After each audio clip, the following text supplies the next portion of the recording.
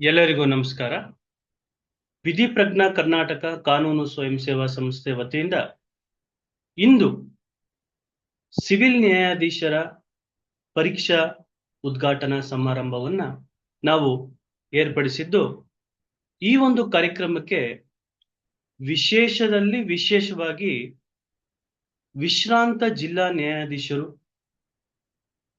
ಪ್ರಸಿದ್ಧ ವಕೀಲರು ಹಾಗೂ ಗೌರವಾನ್ವಿತ ಕಾನೂನು ಪ್ರಾಧ್ಯಾಪಕರು ಹಾಗೂ ಇತರೆ ಗಣ್ಯರು ಎಲ್ಲರೂ ಸಹ ಬಂದಿದ್ದಾರೆ.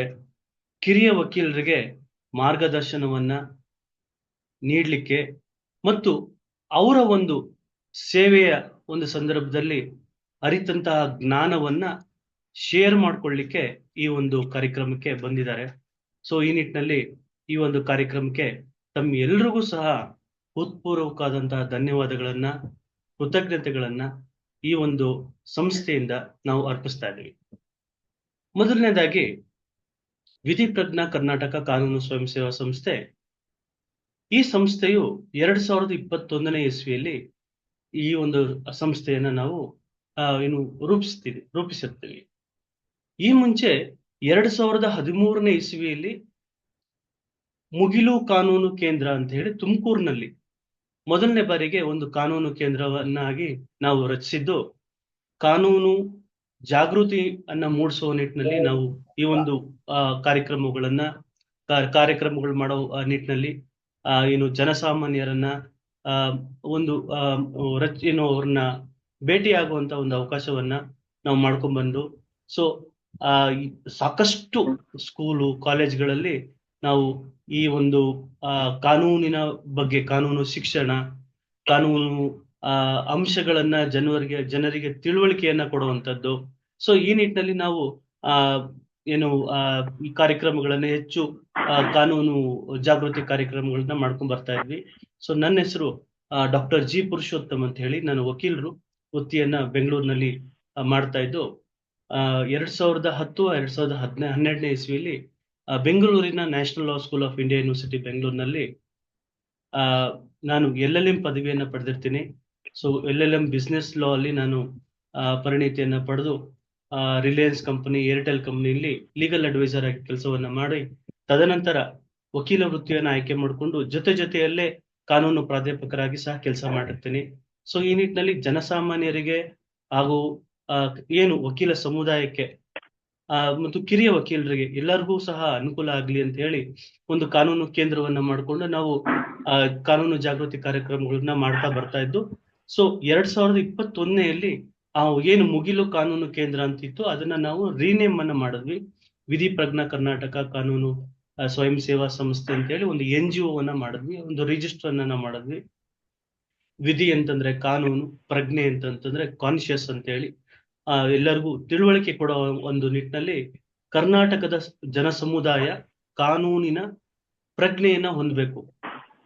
ಕರ್ನಾಟಕದಲ್ಲಿ ಇರುವಂತಹ ಜನರು ಎಲ್ಲರೂ ಸಹ ಕಾನೂನು ಸಾಕ್ಷರತರಾಗಬೇಕು ಅನ್ನೋ ನಿಟ್ಟಿನಲ್ಲಿ ಈ ಒಂದು ಸಂಸ್ಥೆಯನ್ನ ಒಂದು ದೇವೋದ್ದೇಶದೊಂದಿಗೆ ಈ ಒಂದು ನಾವು ಸಂಸ್ಥೆಯನ್ನ ರಚಿಸಿದ್ದು. ನಾವು 2 ವಿಂಗ್ಗಳನ್ನಾಗಿ ಈ ಒಂದು ಸಂಸ್ಥೆನ ನಾವು ಮಾರ್ಪಡಿಸಿದ್ದು. ಒಂದು ಅಕಾಡೆಮಿಯ ವಿಂಗು, ಇನ್ನೊಂದು ಲೀಗಲ್ ಏಡ್ ವಿಂಗ್ ಅನ್ನ ನಾವು ಮಾಡ್ಕೊಂಡಿದೀವಿ. ಸೊ ಲೀಗಲ್ ಏಡ್ ವಿಂಗ್ ಅಲ್ಲಿ ಸಾಕಷ್ಟು ಪರಿಣಿತ ವಕೀಲರು ಸಹ ಇದ್ದಾರೆ. ಯಾರು ಪ್ರೋಬೋನ ಮಾಡೋ ಆಸಕ್ತಿ ಇರುತ್ತೆ ಬಡವರಿಗೆ, ನಿರಾಶ್ರಿತರಿಗೆ ಮತ್ತು ದೀನ ದಲಿತರಿಗೆ, ಸೊ ಅವ್ರಿಗೆ ಕಾನೂನಿನ ನಿಟ್ಟಿನಲ್ಲಿ ಸಹಾಯವನ್ನ ನಾವು ಮಾಡ್ತಾ ಇರ್ತೀವಿ. ಎಷ್ಟೋ ಕೆಲವು ಸಲಿ ಕೆಲವೊಂದು ನೋಟಿಸ್ಗಳನ್ನ ನಾವು ಇಶ್ಯೂ ಮಾಡಿದಂತ ಸಂದರ್ಭದಲ್ಲಿ ಎಷ್ಟೋ ಕಾರ್ಯಗಳು ಜರುಗಿದಾವೆ. ಸೊ ಈ ನಿಟ್ಟಿನಲ್ಲಿ ಜನ ಸಮುದಾಯಕ್ಕೆ ನಾವು ಅನುಕೂಲವನ್ನು ಮಾಡ್ಕೊಂಡ್ ಬರ್ತಾ ಇದೀವಿ. ತದನಂತರ ಅಕಾಡೆಮಿ ನಿಟ್ಟಿನಲ್ಲಿ ಸಾಕಷ್ಟು ಅಕಾಡೆಮಿಕ್ ಆಕ್ಟಿವಿಟೀಸ್ ಗಳಾದಂತಹ ವೆಬಿನಾರ್ ಕಾರ್ಯಕ್ರಮಗಳನ್ನ ಮಾಡ್ತಾ ಇದ್ವಿ, ಮಾಡ್ಕೊಂಡು ಬಂದಿರ್ತೀವಿ. ಸೊ ಈ ನಿಟ್ಟಿನಲ್ಲಿ ಎಲ್ಲಾ ವರ್ಗದ ಜನರು ಅಂತಂದ್ರೆ ಕೇವಲ ವಕೀಲರಂತಲ್ಲ, ಸಮಾಜದಲ್ಲಿ ಇರುವಂತಹ ವೈದ್ಯರಾಗಿರ್ಬೋದು, ಡಾಕ್ಟರ್ಸ್ ಕಮ್ಯುನಿಟಿ ಇರ್ಬೋದು, ಟೀಚರ್ಸ್ ಕಮ್ಯುನಿಟಿ ಇರ್ಬೋದು, ವುಮೆನ್ ಫ್ರೆಟರ್ನಿಟಿ ಕಮ್ಯುನಿಟಿ ಇರ್ಬೋದು. ಸೊ ಈ ನಿಟ್ಟಿನಲ್ಲಿ ಎಲ್ಲಾ ಪಾಪ್ಯುಲೇಷನ್ ಅನ್ನ ನಾವು ರೀಚ್ ಮಾಡ್ಬೇಕು ಅನ್ನೋ ನಿಟ್ಟಿನಲ್ಲಿ ಎಲ್ಲರೂ ಸಹ ನಾವು ಡಾಕ್ಟರ್ಸ್ಗೆ ಮೆಡಿಕಲ್ ನೆಗ್ಲಿಜೆನ್ಸ್ ವಿಚಾರದಲ್ಲಿ ಕಾರ್ಯಕ್ರಮವನ್ನ ಮಾಡಿದ್ದೀವಿ. ಡಾಕ್ಟರ್ಸ್ ಕಮ್ಯುನಿಟಿ ನಮ್ಮಲ್ಲಿ ಇದೆ, ಸಾಕಷ್ಟು ಪರಿಣಿತ ಡಾಕ್ಟರ್ಸ್ ಗಳಿದ್ದಾರೆ ನಮ್ಮಲ್ಲಿ. VPK ಲಾ, MLC ಗ್ರೂಪ್ ಅಂತ ನಾವು ಮಾಡ್ಕೊಂಡಿದೀವಿ. ಅಲ್ಲಿ ಮೆಡಿಕೋ ಲೀಗಲ್ ಕನ್ಸಲ್ಟೆಂಟ್ಸ್ ನಿಟ್ಟಿನಲ್ಲಿ ವೈದ್ಯರಿಗೆ ಕಾನೂನಿನ ಸಹಾಯವನ್ನ ಕೊಡ್ಬೇಕು. ಯಾಕೆಂದ್ರೆ ವೈದ್ಯರ ಮೇಲೆ ಅಟ್ಯಾಕ್ ಆಗುವಂತ ಸಂದರ್ಭ. ಸೊ ಆ ನಿಟ್ಟಿನಲ್ಲಿ ಪೇಷಂಟ್ ರಿಲೇಟಿವ್ಸ್ ಎಮರ್ಜೆನ್ಸಿ ಟೈಮ್ ಅಲ್ಲಿ ಅವ್ರನ್ನ ಅಟ್ಯಾಕ್ ಮಾಡ್ತಾ ಇದ್ರು. ಸೊ ಈ ನಿಟ್ಟಿನಲ್ಲಿ ಅವ್ರಿಗೆ ಕಾನೂನಿನ ರಕ್ಷಣೆಯನ್ನ ಕೊಡ್ಬೇಕು, ಕಾನೂನಿನ ತಿಳುವಳಿಕೆ ಕೊಡ್ಬೇಕು, ಕಾನೂನು ಭಯವನ್ನು ಹುಟ್ಟಿಸಬಾರದು. ಸೊ ಈ ನಿಟ್ಟಿನಲ್ಲಿ ಅವ್ರಿಗೆ ಭಯದಿಂದ ನಿರ್ಭೀತಿಯಿಂದ ಒಂದು ವೈದ್ಯಕೀಯ ಸೇವೆಯನ್ನ ಮಾಡ್ಲಿ ಅನ್ನೋ ನಿಟ್ಟಿನಲ್ಲಿ ಅವ್ರಿಗೆ ಕಾನೂನಿನ ಬಲವನ್ನ ತುಂಬುತ್ತಾ ನಾವು ಒಂದು ಅವ್ರಿಗೆ ಒಂದು ಸಪೋರ್ಟ್ ಅನ್ನ, ಒಂದು ಲಿಟಿಗೇಷನ್ ಸಪೋರ್ಟ್ ಇರ್ಬೋದು, ಒಂದು ಲೀಗಲ್ ಏಡ್ ಸಪೋರ್ಟ್ ಇರ್ಬೋದು, ಅವ್ರಿಗೆ ನಾವು ಕೊಡ್ತಾ ಬಂದಿದ್ದೀವಿ.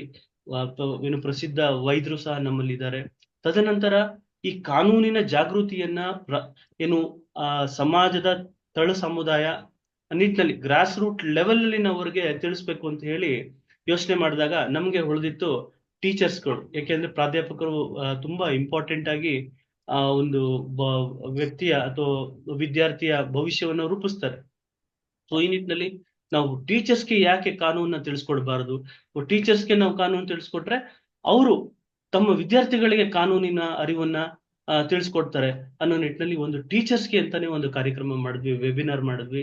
ಪ್ರತಿ ವರ್ಷ ಸಹ ನಾವು ಈ ವಕೀಲರ ಏನು ವೆಕೇಶನ್ ಬರುತ್ತೆ ಆ ಟೈಮ್ ನಲ್ಲಿ ನಾವು ಈ ಒಂದು ಬೇಸಿಕ್ ಲೀಗಲ್ ಕೋರ್ಸ್ ಅನ್ನ ನಾವು ಫೌಂಡೇಶನ್ ಆಫ್ ಲಾ ಅಥವಾ ಬೇಸಿಕ್ಸ್ ಆಫ್ ಲಾ ನಿಟ್ಟಿನಲ್ಲಿ ಒಂದು ಪ್ರೈಮರಿಯಾಗಿ ಪ್ರತಿಯೊಬ್ಬ ತಿಳ್ಕೊಬೇಕಾಗಿರುವಂತಹ ಒಂದು ಕಾನೂನಿನ ವಿಷಯಗಳ ಒಂದು ಕಾರ್ಯಾಗಾರವನ್ನ ನಾವು ಮಾಡ್ಕೊಂಡ್ ಬರ್ತಾ ಇದೀವಿ.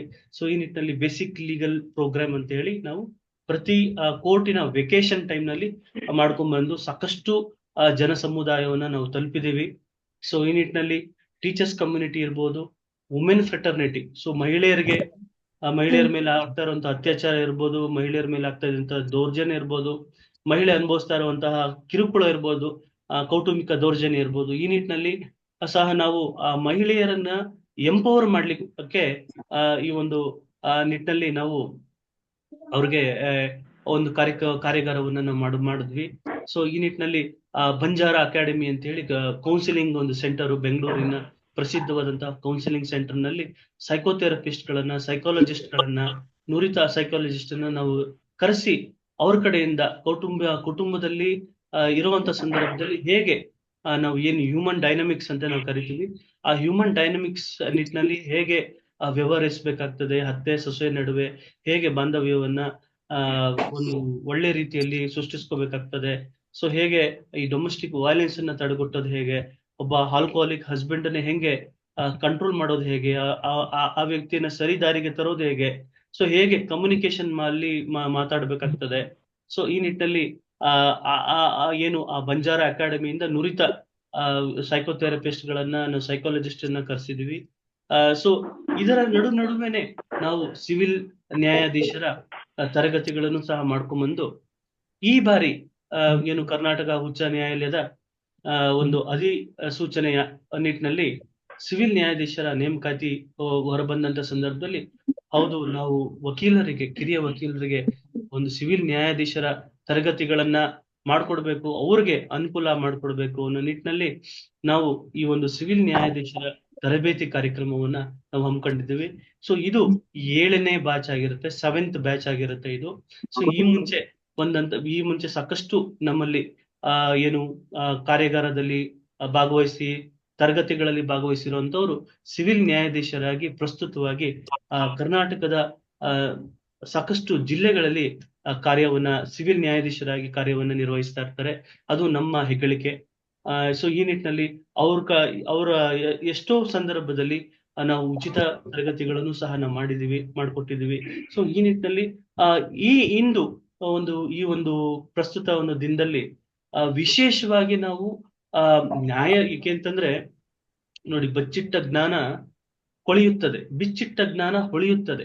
ಸೊ ಈ ನಿಟ್ಟಿನಲ್ಲಿ ವಿಶ್ರಾಂತಿಯನ್ನ ಪಡ್ಕೊಂತಾ ಇರುವಂತಹ ಗೌರವಾನ್ವಿತ ಏನು ಜಿಲ್ಲಾ ನ್ಯಾಯಾಧೀಶರು ಅವ್ರ ಕಡೆಯಿಂದ ಏನಾದ್ರೂ ಈ ಕಿರಿಯ ವಕೀಲರುಗಡೆ ಒಂದು ಮಾರ್ಗದರ್ಶನವನ್ನ, ಒಂದು ಸೂಕ್ತ ಸಲಹೆಗಳನ್ನ, ತಮ್ಮ ಅಭಿಪ್ರಾಯಗಳನ್ನ ಅವ್ರಿಗೆ ಕೊಡ್ಸೋದಾದ್ರೆ ಅದರಿಂದ ಅವರು ಪ್ರೇರಣೆಯನ್ನ ಪಡ್ಕೋತಾರೆ, ಮೋಟಿವೇಶನ್ ಆಗ್ತದೆ ಅನ್ನೋ ಒಂದು ನಿಟ್ಟಿನಲ್ಲಿ ಸೊ ನಾವು ಈ ಹಿಂದಿನ ಕಾರ್ಯಕ್ರಮವನ್ನ ಗೌರವಾನ್ವಿತ ವಿಶ್ರಾಂತ ಜಿಲ್ಲಾ ನ್ಯಾಯಾಧೀಶರು ಹಾಗೂ ಹೆಸರಾಂತ ಕಾನೂನು ಪ್ರಾಧ್ಯಾಪಕರು ಹಾಗೂ ಹೆಸರಾಂತ ಖ್ಯಾತ ವಕೀಲರು ಅವ್ರನ್ನೆಲ್ಲರನ್ನು ಸೇರಿಸ್ಕೊಂಡು ಅವ್ರಿಗೆಲ್ಲರಿಗೂ ನಾವು ಆಹ್ವಾನವನ್ನ ನೀಡಿ ಈ ಒಂದು ಕಾರ್ಯಕ್ರಮಕ್ಕೆ ನಾವು ಅವ್ರನ್ನ ಬರಮಾಡ್ಕೊಂಡಿದ್ದೀವಿ. ಸೊ ಈ ನಿಟ್ಟಿನಲ್ಲಿ ನಮ್ಮ ಒಂದು ಕಾರ್ಯಕ್ರಮಕ್ಕೆ ಸಾಕಷ್ಟು ವಿಶ್ರಾಂತ ಜಿಲ್ಲಾ ನ್ಯಾಯಾಧೀಶರು ಬಂದಿರ್ತಾರೆ. ಸೊ ಈ ನಿಟ್ಟಿನಲ್ಲಿ ಪ್ರಮುಖವಾಗಿ ನಾನು ಏನು ಯಾರ್ಯಾರು ಈ ಒಂದು ಕಾರ್ಯಕ್ರಮಕ್ಕೆ ಘನ ಉಪಸ್ಥಿತಿಯನ್ನ ನೀಡಿರ್ತಾರೆ ಅಂತ ಅವ್ರ ಬಗ್ಗೆ ತಮ್ಗೆ ಹೇಳ್ತೀನಿ. ಶ್ರೀ ಆಂಟಿನ್ ಅಂತ ಹೇಳಿ ವಿಶ್ರಾಂತ ಜಿಲ್ಲಾ ಸತ್ರ ನ್ಯಾಯಾಧೀಶರು, ಅವರು ಸಹ ಈ ಒಂದು ಕಾರ್ಯಕ್ರಮಕ್ಕೆ ಒಪ್ಕೊಂಡಿರ್ತಾರೆ. ಸೊ ಈಶ್ವರ್ ಜಂಟ್ಲಿ ಅಂತ ಹೇಳಿ ಅವರು ಸಹ ವಿಶ್ರಾಂತ ಜಿಲ್ಲಾ ನ್ಯಾಯಾಧೀಶರು ಸಹ ಈ ಒಂದು ಕಾರ್ಯಕ್ರಮಕ್ಕೆ ಬರ್ಲಿಕ್ಕೆ ಒಂದು ಅನಿಸಿಕೆಯನ್ನ, ತಮ್ಮ ಅಭಿಪ್ರಾಯವನ್ನ, ಶುಭಾಶಯಗಳನ್ನ ತಿಳಿಸ್ಲಿಕ್ಕೆ ಒಪ್ಕೊಂಡಿರ್ತಾರೆ. ಶ್ರೀ ಭೀಮ್ರಾವ್ ಜಿನರಾಲ್ಕರ್, ಇವರು ಸಹ ವಿಶ್ರಾಂತ ಜಿಲ್ಲಾ ಹಾಗೂ ಸತ್ರ ನ್ಯಾಯಾಧೀಶರಾಗಿರ್ತಾರೆ. ಸೊ ಇವರು ಸಹ ಈ ಒಂದು ಕಾರ್ಯಕ್ರಮಕ್ಕೆ ಬಂದು ಕೆಲವೊಂದು ಮಾತುಗಳನ್ನ ತಿಳಿಸ್ಕೊಡ್ಬೇಕು ಅನ್ನೋ ನಿಟ್ಟಿನಲ್ಲಿ ನಾವು ಕೇಳ್ಕೊಂಡಾಗ ಆಯ್ತು ನಾನು ಹೇಳ್ತೀನಿ, ಸೊ ಶುಭಾಶಯಗಳನ್ನ ಕಿರಿಯ ವಕೀಲರಿಗೆ ನಾನು ತಿಳಿಸ್ತೀನಿ ಅಂತ ಹೇಳಿರ್ತಾರೆ. ಸೊ ಡಾಕ್ಟರ್ ಬಸವರಾಜ್ ಹನಸಿ ಅಂತ ಹೇಳಿ, ಇವರು ಪ್ರಾಂಶುಪಾಲರು, ಕಾನೂನು ಮಹಾವಿದ್ಯಾಲಯ ಕೊಪ್ಪಳ ಜಿಲ್ಲೆ. ಸೊ ಇವರು ಸಹ ಈ ಒಂದು ಕಾರ್ಯಕ್ರಮಕ್ಕೆ ಬಂದಿರ್ತಾರೆ. ಶ್ರೀ ಪ್ರಾಣೇಶ್ ಅವರು ನಿವೃತ್ತ ಉಪನಿರ್ದೇಶಕರು, ಖಜಾನೆ ಇಲಾಖೆ, ಕರ್ನಾಟಕ ಸರ್ಕಾರ. ಸೊ ಇವರು ಸಹ ಈ ಒಂದು ಕಾರ್ಯಕ್ರಮಕ್ಕೆ ಬಂದಿರ್ತಾರೆ. ಸೊ ಅವ್ರಿಗೂ ಸಹ ನಾನು ಧನ್ಯವಾದಗಳನ್ನ ಅರ್ಪಿಸ್ತೀನಿ. ಡಾಕ್ಟರ್ ಗೋಪಿ ರಂಗನಾಥ್ ಅಂತ ಹೇಳಿ ಕಾನೂನು ಪ್ರಾಧ್ಯಾಪಕರು, ಕ್ರೈಸ್ಟ್ ಮಹಾವಿದ್ಯಾಲಯ ಕಾನೂನು ಕಾಲೇಜು ಬೆಂಗಳೂರು. ಇವರು ಸಹ ಈ ಒಂದು ಕಾರ್ಯಕ್ರಮಕ್ಕೆ ಬಂದು ತಮ್ಮ ಒಂದು ರಿಮಾರ್ಕ್ಸ್ ಅನ್ನ, ಒಂದು ಇನ್ಪುಟ್ಸ್ ಅನ್ನ ನಿಟ್ಟಿನಲ್ಲಿ ಏನು ಅಭ್ಯರ್ಥಿಗಳಿರ್ತಾರೆ, ಸಿವಿಲ್ ನ್ಯಾಯಾಧೀಶರ ಆಕಾಂಕ್ಷಿಗಳಿರ್ತಾರೆ, ಅವ್ರಿಗೆ ಒಂದು ನನ್ನ ಕಡೆಯಿಂದ ಏನಾದ್ರು ಒಂದು ವಿಶಸ್ ಅನ್ನು ನಾನು ಕೊಡ್ತೀನಿ ಅಂತ ಹೇಳಿ ಸಹ ಬಂದಿದ್ದಾರೆ.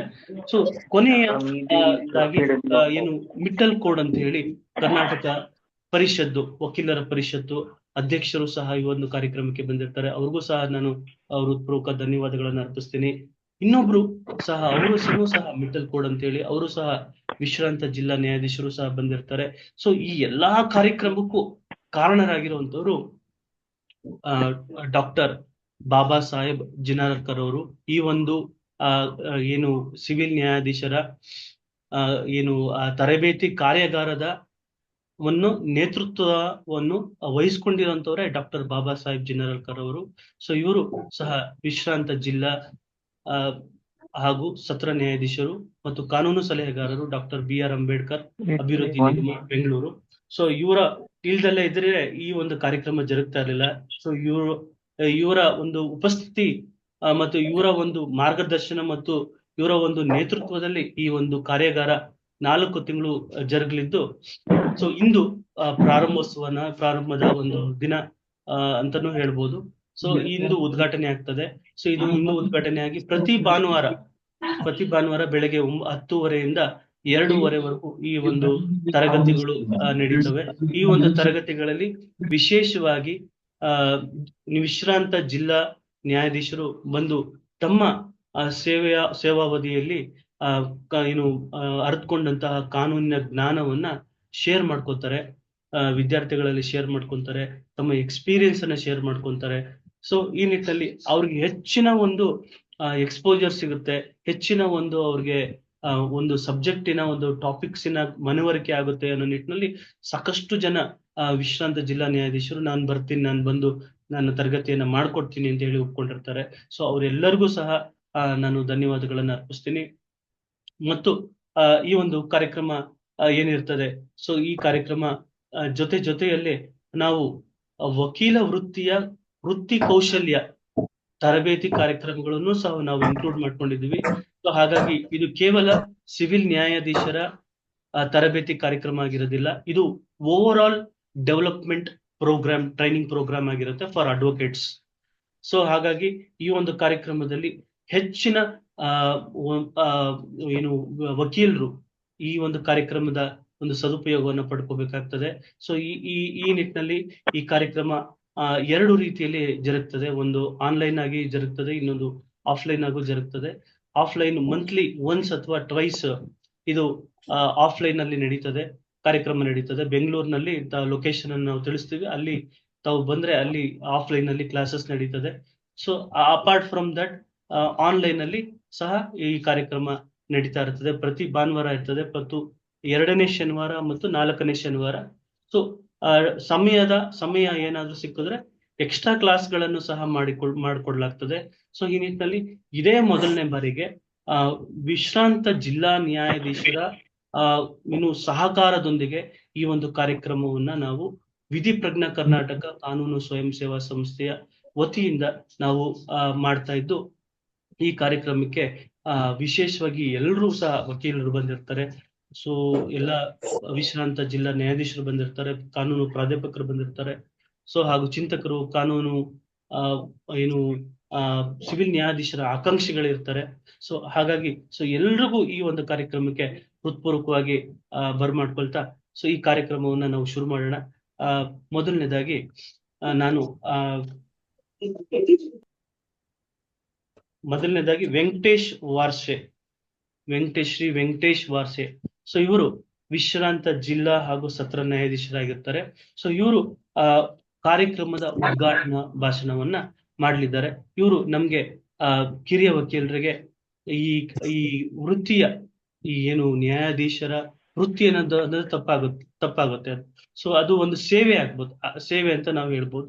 ಸೊ ಈ ನಿಟ್ಟಿನಲ್ಲಿ ಈ ಒಂದು ನ್ಯಾಯಾಧೀಶರ ಸೇವೆಯ ಬಗ್ಗೆ ಅವರು ತಮ್ಗೆ ಮಾಹಿತಿಯನ್ನ ಕೊಡ್ಲಿದ್ದಾರೆ. ಸೊ ಅವ್ರನ್ನ ನಾವು ಬರ್ಮಾಡ್ಕೊಳ್ಳೋಣ. ಸೊ ಅವ್ರಿಗೆ ಧನ್ಯವಾದಗಳನ್ನ ಅರ್ಪಿಸ್ತಾ ಇದ್ದೀನಿ. Thank you sir. So Varshe ಸಾಹೇಬ್ರು ಈಗ ಈ ಒಂದು ನ್ಯಾಯಾಧೀಶರ ನಿಟ್ಟಿನಲ್ಲಿ ಸೇವಾ ಹೇಗಿರ್ತದೆ, ಈ ಸೇವೆ ಅದ್ರ ಬಗ್ಗೆ ಮಾಹಿತಿಯನ್ನ ಕೇಳ್ಕೊಳ್ಳಕ್ಕೆ ನಾನು ಪ್ರಾರ್ಥಿಸ್ತೇನೆ.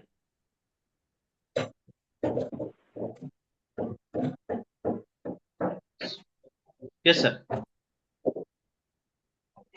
ಸರ್ ವಾಯ್ಸ್ ತಮ್ದು ಮ್ಯೂಟ್ ಆಗಿದೆ ಸರ್. ಸಿದ್ಧಿ ವಿನಯ ಮ್ಯೂಟ್ ಆಗಿದೆ ಸರ್. ಅನ್ಮ್ಯೂಟ್ ಮಾಡ್ಕೊಳ್ಳಿ ಸರ್.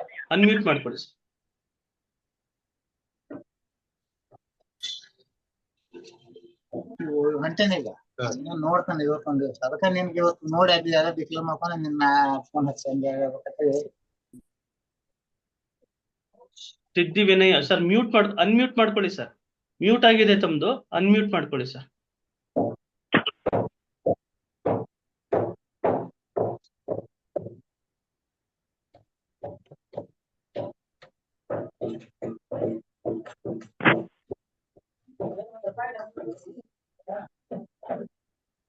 ಹಲೋ, ಎಸ್ ಸರ್, ಮಾತಾಡಿ ಸರ್, ಕೇಳಿಸ್ತಾ ಇದೆ ಈಗ. ಎಲ್ಲರಿಗೂ ನಮಸ್ಕಾರ. ನನಗೆ ಉದ್ಘಾಟನೆ ಭಾಷಣ ಮಾಡಲು ಆಸ್ಪದ ಮಾಡಿಕೊಟ್ಟ ತಮ್ಮೆಲ್ಲರಿಗೂ ಧನ್ಯವಾದಗಳು. ಸ್ವಲ್ಪ ಹಿಂದೆ ಬನ್ನಿ ಸರ್. ತಮ್ಮ ಮುಖ ಕಾಣಿಸ್ತಾ ಇದೆ. ಮಾತಾಡಿ ಸರ್, ಈಗ ಮಾತಾಡಿ ಸರ್. ಈ ಸಭೆಗೆ ಜೂಮ್ ಆನ್ಲೈನ್ ಮೀಟಿಂಗಿನಲ್ಲಿ ಬಂದಂತ ನನ್ನ ಹಿರಿಯ ನ್ಯಾಯಾಧೀಶರಾದ ಮೆಟ್ಲಕೋಟ್ ಸಾಹೇಬ್ರಿಗೆ ನಮಸ್ಕಾರ. ಮೆಟ್ಲಕೋಟ್ ಸಾಹೇಬ್ರೆ, ಬುಜ್ಜಿಕಲ್ಕರ್ ಸಾಹೇಬ್ರೆ, ಆಂಟಿನ್ ಸಾಹೇಬ್ರೆ, ಜಂತ್ಲಿ ಸಾಹೇಬ್ರೆ,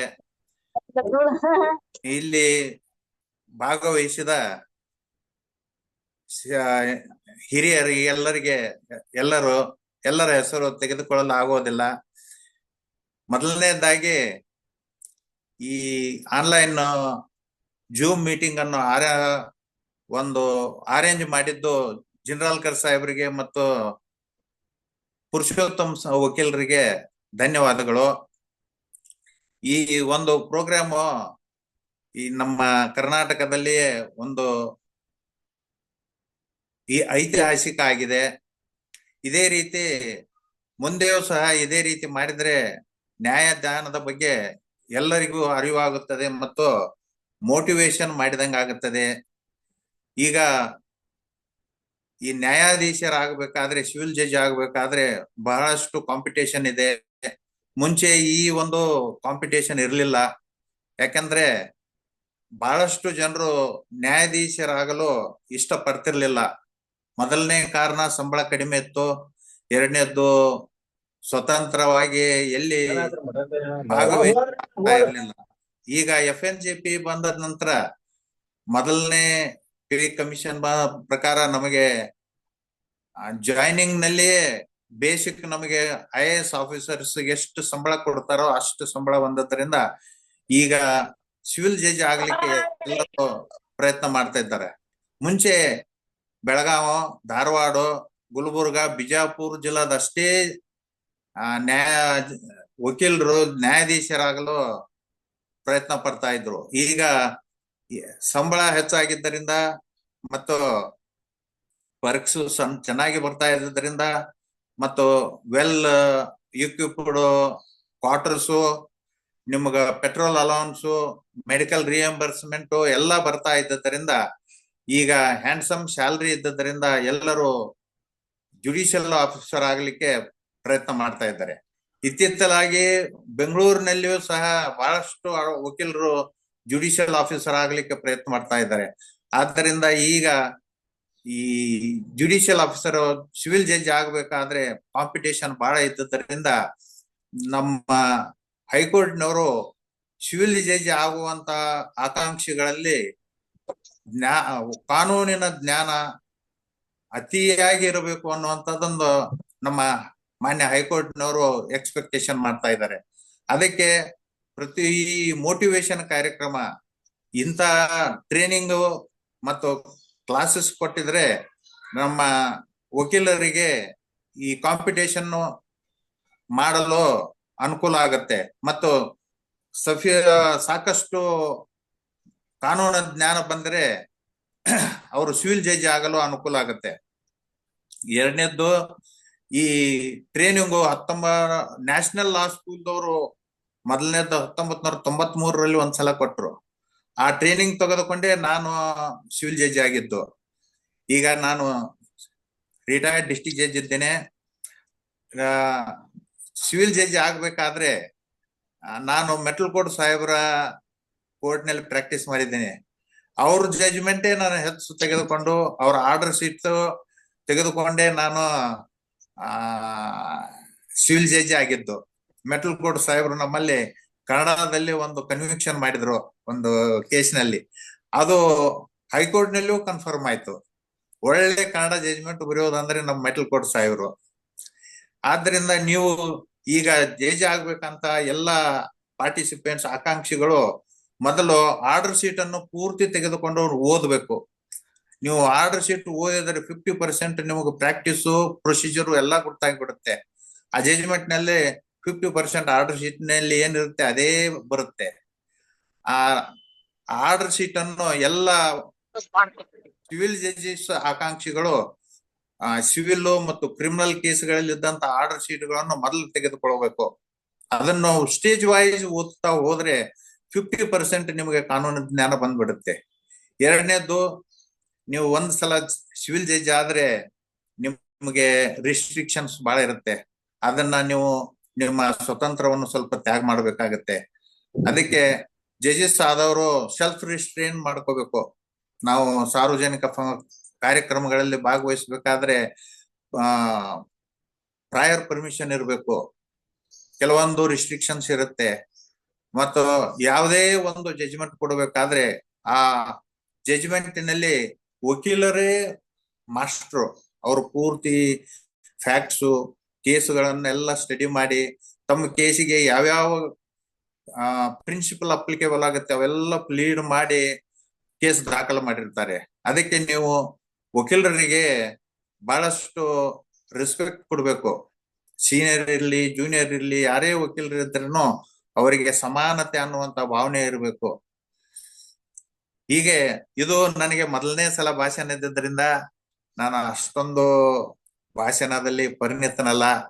ನಾವು ಆರ್ಗ್ಯುಮೆಂಟ್ಸ್ ಕೇಳಿ, ಪ್ಲೀಡಿಂಗ್ಸ್ ನೋಡಿ, ವಕೀಲರ ಹಾಜರು ಮಾಡಿದಂತ ದಾಖಲೆಗಳನ್ನು ನೋಡಿ ಜಡ್ಜ್ಮೆಂಟ್ ಬರೆಯೋದು ನಾವು ಹೆಚ್ಚು ಪರಿಣಿತರಾಗಿರ್ತೇವೆ. ಆದ್ರೆ ಭಾಷಣದಲ್ಲಿ ನಮಗೆ ಸ್ವಲ್ಪ ಇದು ನಾವು ಹ್ಯಾಂಡಿಕ್ಯಾಪ್ಟ್ ಇದ್ದಂಗೆ ಜಡ್ಜಸ್ ಅಂದ್ರೆ, ಎಸ್ಪೆಷಲಿ ನಂದು. ನಾನು ಇದೇ ಫಸ್ಟ್ ಟೈಮ್ ಭಾಷಣ ಮಾಡ್ತಾ ಇರೋದು. ಅದಕ್ಕೆ ದಯಮಾಡಿ ಯಾವುದೇ ತಪ್ಪು ಆಗಿದ್ರೆ ಅಥವಾ ಏನೇ ಇದಾಗಿದ್ರೆ ಕ್ಷಮಾ ಮಾಡಬೇಕು. ಎಲ್ಲರಿಗೆ ನಮಸ್ಕಾರ, ಧನ್ಯವಾದ. ಧನ್ಯವಾದಗಳು ಸರ್, ಧನ್ಯವಾದಗಳು ಸರ್. ಈಗ ಈ ಕಾರ್ಯಕ್ರಮಕ್ಕೆ ಬಂದಿರುವಂತಹ ಮಿಟ್ಟಲ್ ಸಾಹೇಬ್ರು ಈ ಕಿರಿಯ ವಕೀಲರಿಗೆ ಏನಾದರೂ ತಮ್ಮ ಅಭಿಪ್ರಾಯವನ್ನು, ಸೂಚನೆ, ಸಲಹೆಗಳನ್ನು ಹಾಗೂ ವಿಷಯ ಶುಭಾಶಯಗಳನ್ನ ತಿಳಿಸೋದಾದ್ರೆ ತಿಳಿಸ್ಬೋದು. ಈಗ ಕಾಲಾವಕಾಶ ನಾವು ಕೊಡ್ತೀವಿ. ಮಿಟ್ಟಲ್ ಕೋಡ್ ಸಾಹೇಬ್ರು ದಯವಿಟ್ಟು ಮಾತಾಡ್ಬೇಕು ಅಂತ ಕೇಳ್ಕೊತಾ ಇದ್ದೀನಿ. ಸರ್ವ ಸದಸ್ಯರಿಗೂ ನಮಸ್ಕಾರ. ಎಲ್ಲ ನನ್ನ ನ್ಯಾಯಾಧೀಶ ಬಂಧುಗಳೇ ಹಾಗೂ ಎಲ್ಲ ದಿನ ಹಲೋ ಮಾತಾಡಿ ಸರ್, ಮಾತಾಡಿ ಸರ್, ಮಾತಾಡಿ ಸರ್. ಕೇಳ್ತಾ ಇದೆ ಸರ್? ವಿಧಿ ಪ್ರಜ್ಞಾ Hello. ಕರ್ನಾಟಕ ಬೆಂಗಳೂರು ಇವರ ವತಿಯಿಂದ ಸಿವಿಲ್ ನ್ಯಾಯಾಧೀಶರ ಆಕಾಂಕ್ಷಿಗಳಿಗೆ ತರಬೇತಿ ಶಿಬಿರವನ್ನು ಏರ್ಪಡಿಸಿದಂತ ಈ ಸಂದರ್ಭದಲ್ಲಿ ನಿವೃತ್ತ ಜಿಲ್ಲಾ ನ್ಯಾಯಾಧೀಶರ ನಾನು ಅವರಿಗೆ ಹಾರ್ದಿಕ ಶುಭಾಶಯಗಳನ್ನು ಕೋರುತ್ತೇನೆ.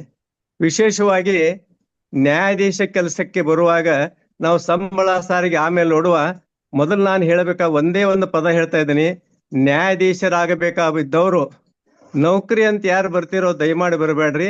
ಇದೊಂದು ತಪಸ್ಸೆ ಅಂತ ಬರೋರಾದ್ರೆ ಬನ್ನಿ. ಸಂಬಳ ಸಾರಿಗೆ ಸಾಕಷ್ಟು ಹೆಚ್ಚಾಗಿದೆ, ಆದರೆ ಕ್ವಾಲಿಟಿ ಹೆಚ್ಚಾಗಬೇಕಾಗಿದೆ. ಗುಣಮಟ್ಟವನ್ನು ಕಾಪಾಡಿಕೊಂಡು ಒಳ್ಳೆ ಕೆಲಸ ಮಾಡಿ ಬನ್ನಿ. ನಿಮಗೆ ಒಳ್ಳೆ ಅವಕಾಶ ಇದೆ, ಭವಿಷ್ಯ ಇದೆ. ಹೀಗಿದ್ದಾಗೆ ಇವತ್ತು ನಿಮಗೆ ಅವಕಾಶಗಳು ಎಷ್ಟಿದೆ ಅಂತಂದ್ರೆ ಬಹುಶಃ ಹೇಳಕ್ ಸಾಧ್ಯತೆ ಇಲ್ಲ. ನಮಗೆ ಯಾವುದೇ ಅವಕಾಶಗಳಿಲ್ಲ, ಸೌಲಭ್ಯಗಳಿರ್ಲಿಲ್ಲ. ಆದಾಗ್ಯೂ ಕೂಡ ಗುಣಮಟ್ಟವನ್ನು ಕಾಪಾಡೋ ಕೆಲಸ ಮಾಡ್ತಾ ಇದ್ದೀವಿ. ನ್ಯಾಯಾಧೀಶರಿಗೆ ಬೇಕಾದದ್ದು ಮೂರು. ಒಂದು, ಲ್ಯಾಂಗ್ವೇಜ್ ನಾಲೆಜ್ ಅಂಡ್ ಕರೇಜ್. ಇದು ಮೂರು ಬೇಕು. ಭಾಷೆ ಬೇಕು, ಅದ್ರ ಜ್ಞಾನ ಬೇಕು, ಮತ್ತು ಧೈರ್ಯ ಬೇಕು. ಯಾಕಂದ್ರೆ ಭಾಷೆಯಿಂದ ನಾವು ಕಾನೂನು ತಿಳ್ಕೊತೀವಿ, ಕಾನೂನು ತಿಳ್ಕೊಂಡ್ಮೇಲೆ ಸತ್ಯವನ್ನೇ ತಿಳಿಯೋದ ಧೈರ್ಯ ಬೇಕು. ಈ ಧೈರ್ಯವನ್ನು ಮಾಡುವಂತ ಮೂರು ಗುಣಗಳಿರಬೇಕು. ಅದನ್ನ ನೀವು ದಯವಿಟ್ಟು ಅಳವಡಿಸ್ಕೊಡ್ರಿ. ತಿಳುವಳಿಕೆ ಇದ್ದವನಿಗೆ ಧೈರ್ಯ ಬರ್ತದೆ, ಧೈರ್ಯ ಇದ್ದವನಿಗೆ ಸತ್ಯ ತಿಳಿಯೋ ಶಕ್ತಿ ಬರ್ತೈತಿ.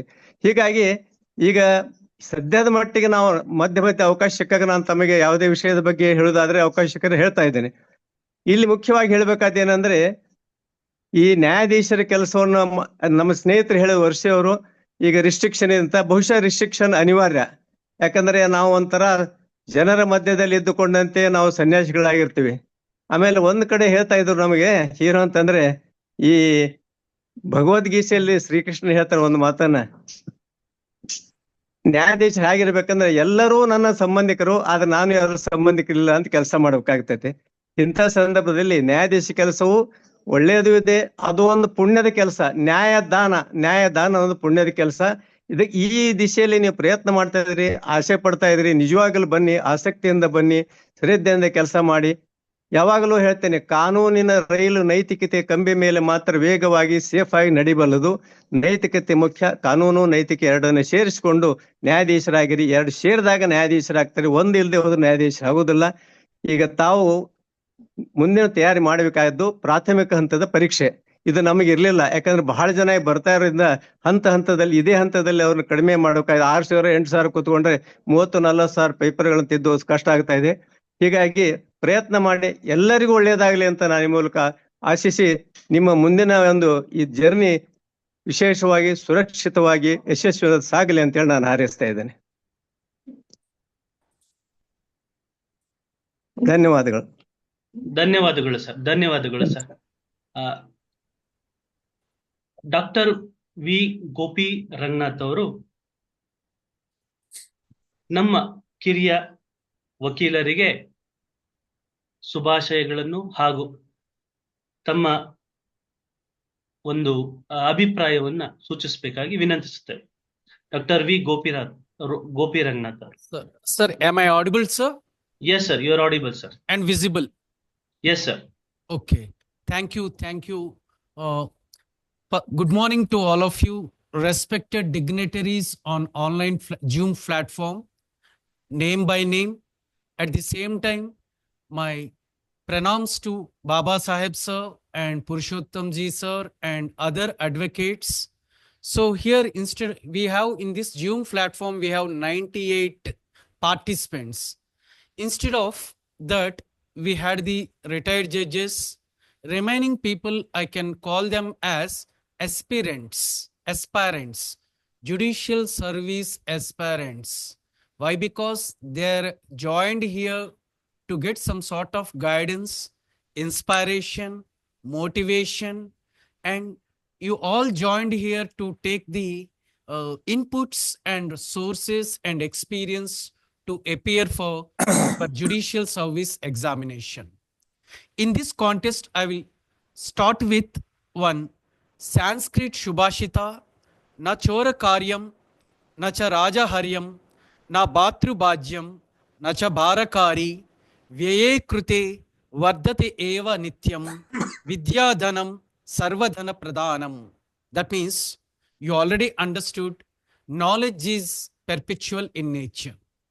Here you want to prepare for judicial service examination means always you will have certain thoughts in your mind whether I will be successful in the examination or not. Right now I am here to guide you. Why? Because being my experience and expertise, so here I had an experience since 2004 onwards in one Digvijay Judicial Academy for Judicial Exams, Hyderabad. I also associated with Nalsar and one law college, Padala Ramareddy Law College affiliated to Usmania University. Right now, presently, I'm working as a professor in School of Law, Christ Demotubi University. At the same time, I have been interacting with judicial service aspirants across the country, Manikchand Pahada Law College, Aurangabad, and various institutes where I just have been motivating them. At the same time, I have been interacting with them on the subjects of Negotiable Instruments Act, Civil Procedure Code, Indian Evidence Act, right now, Bharatiya Saksha Adhiniyam, like that. Right now, I'm here. What are the steps to be followed? Knowledge is essential. Second thing is, when you are preparing for judicial service examination, always you will have some presumptions in your mind. Here, presumption means we'll also come across in Bharatiya Saksha Adhiniyam, Negotiable Instruments Act, CPC also we had a presumption. Before the court of law, there are certain presumptions, mandatory presumption and discretionary presumptions, like that. But we have to tune ourselves that presumptions should be taken into consideration in positive manner. Generally, we will have a presumption that have been taking care for the right this judicial service examination, setting aside of my practice, like that. Do your practice.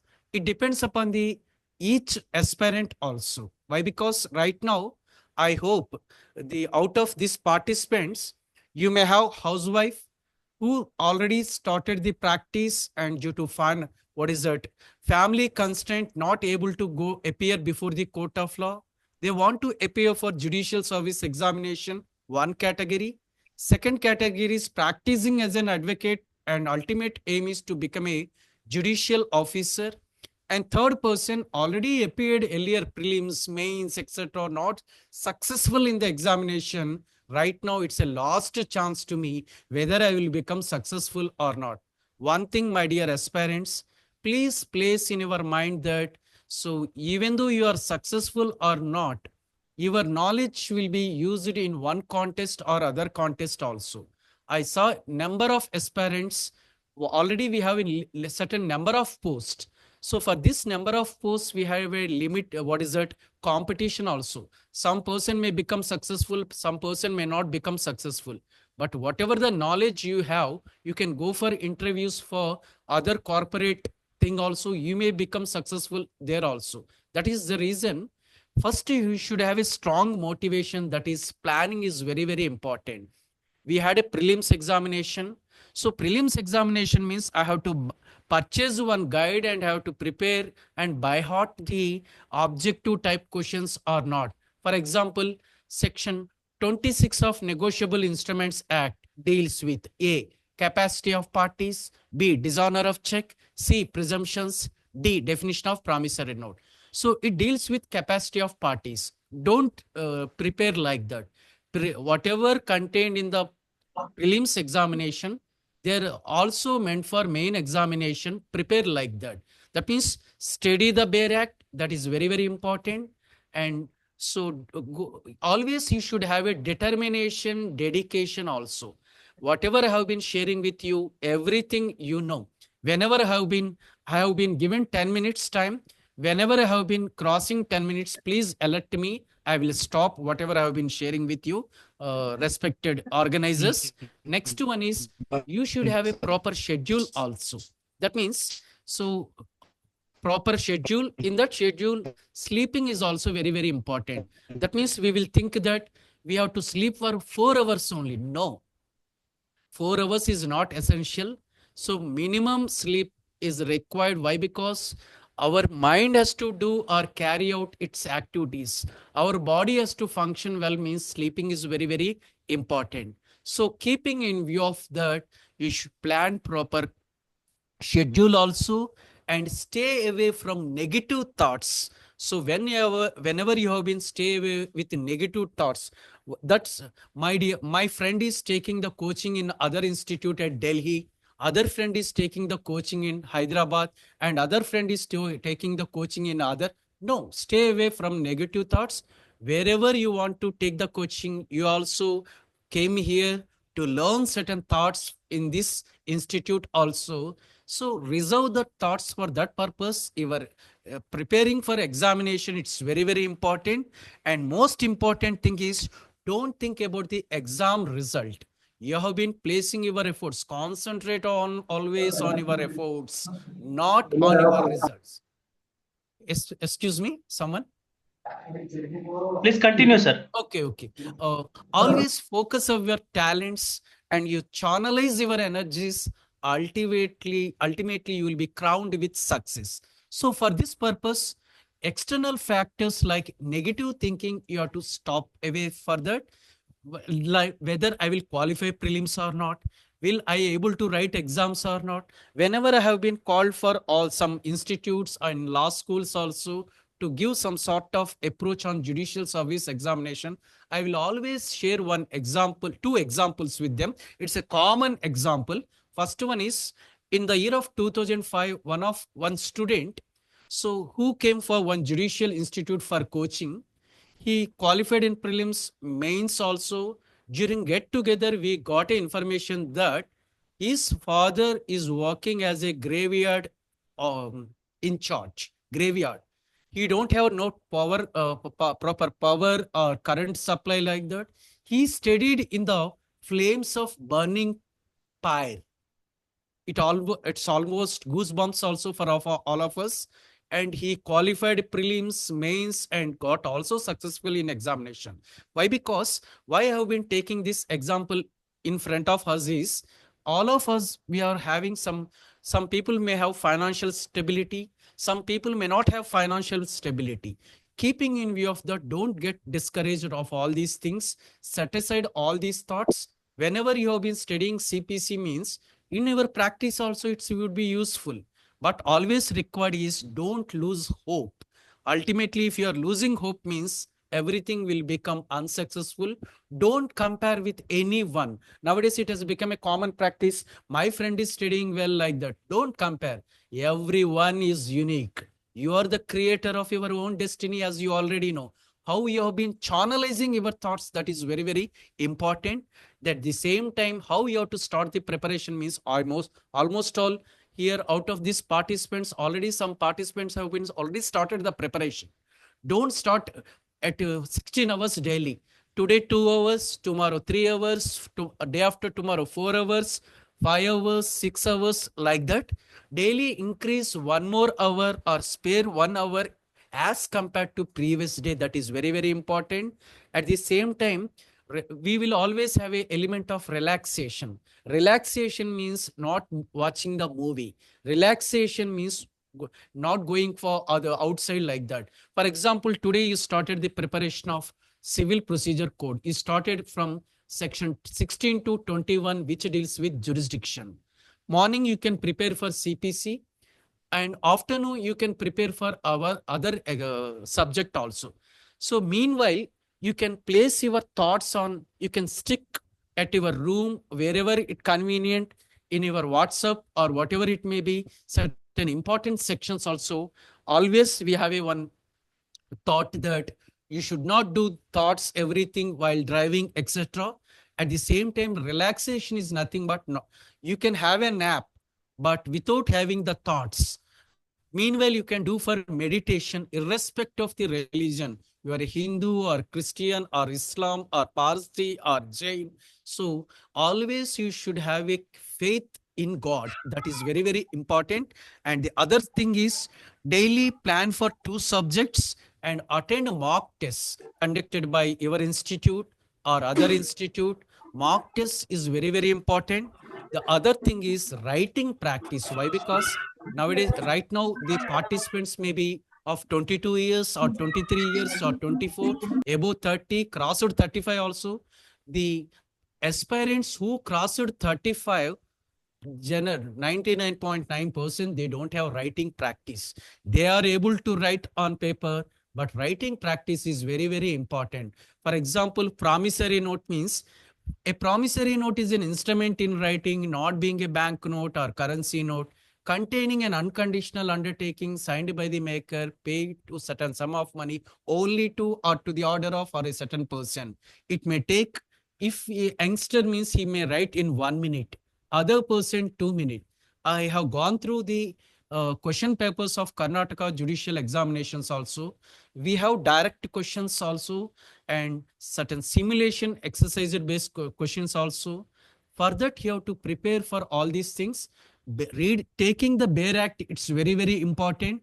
Don't rely upon voluminous Bare Acts. First Bare Act. Why? Because whatever the decisions given by the High Court or Supreme Court also, whatever the principle contained therein, then it will give its own interpretation.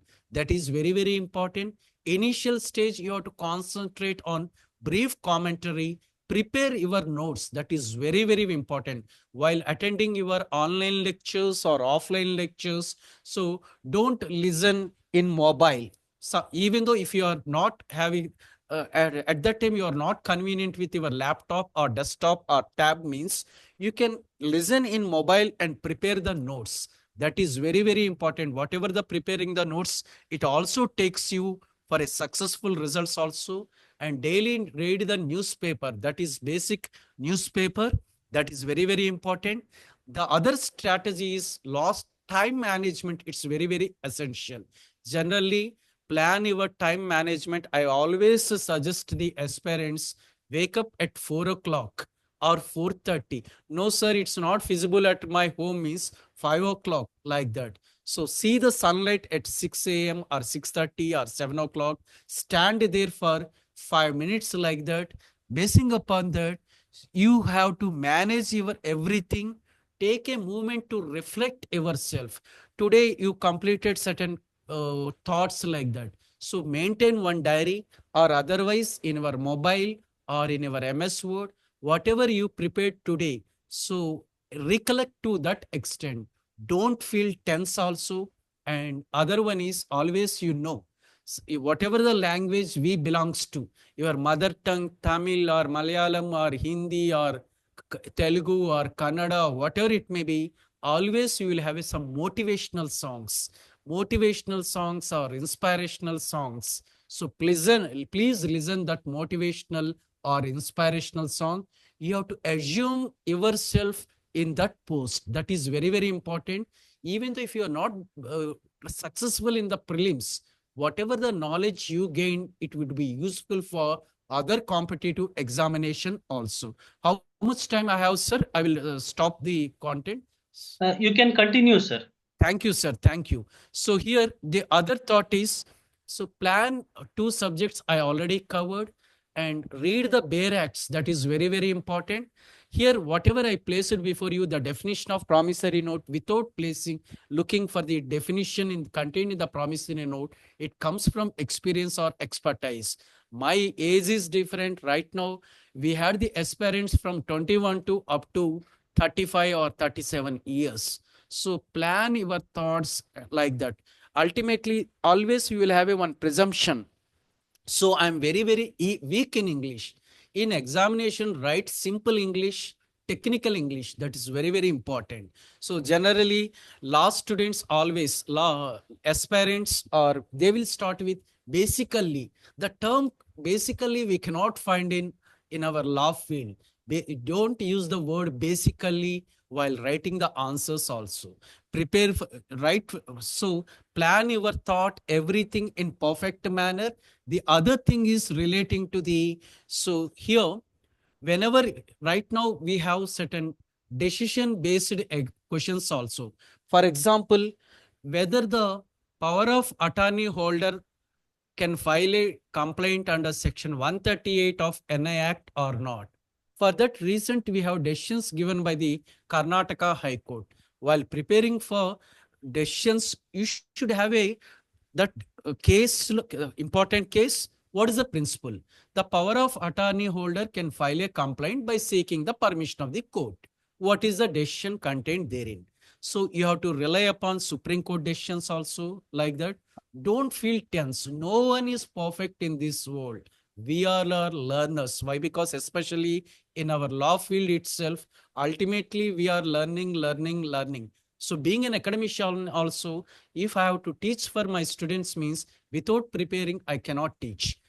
For the aspirants, without writing, without having the writing skills, you cannot go for. There are certain tips. No, sir, I cannot prepare for the examination without going for practice means time management is very, very essential.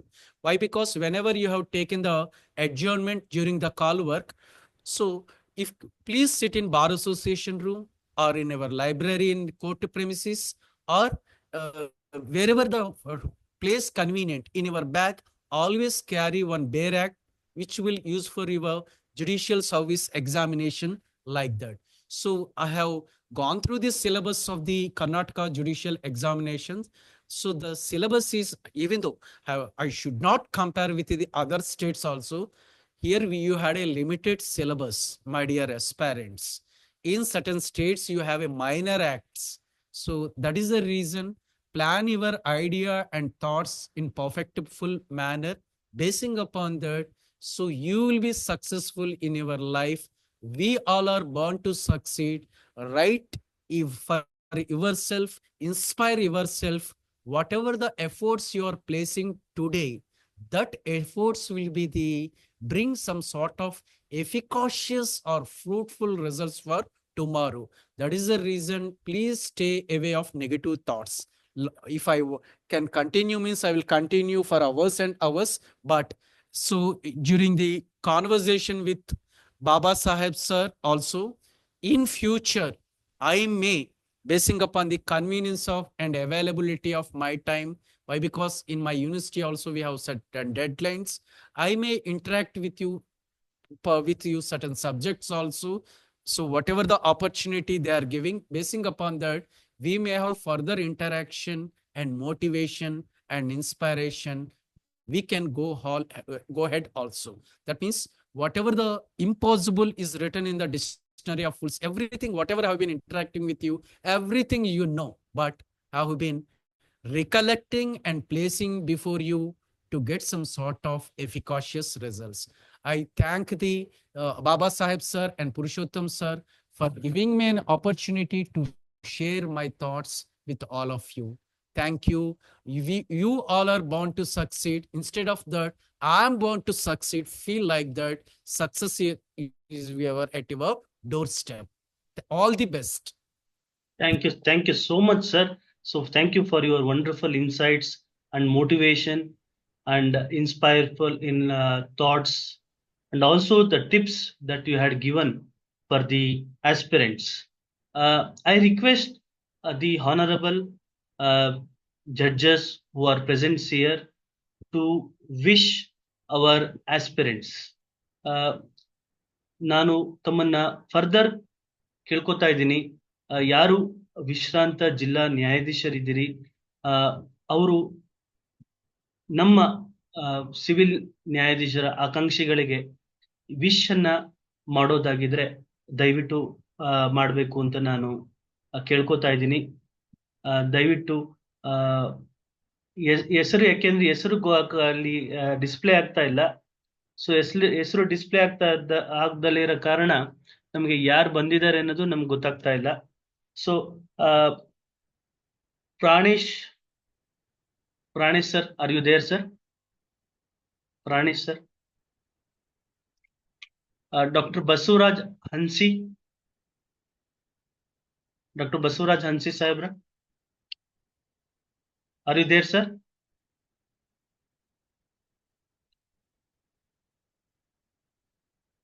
Doctor Basavaraj Hansi.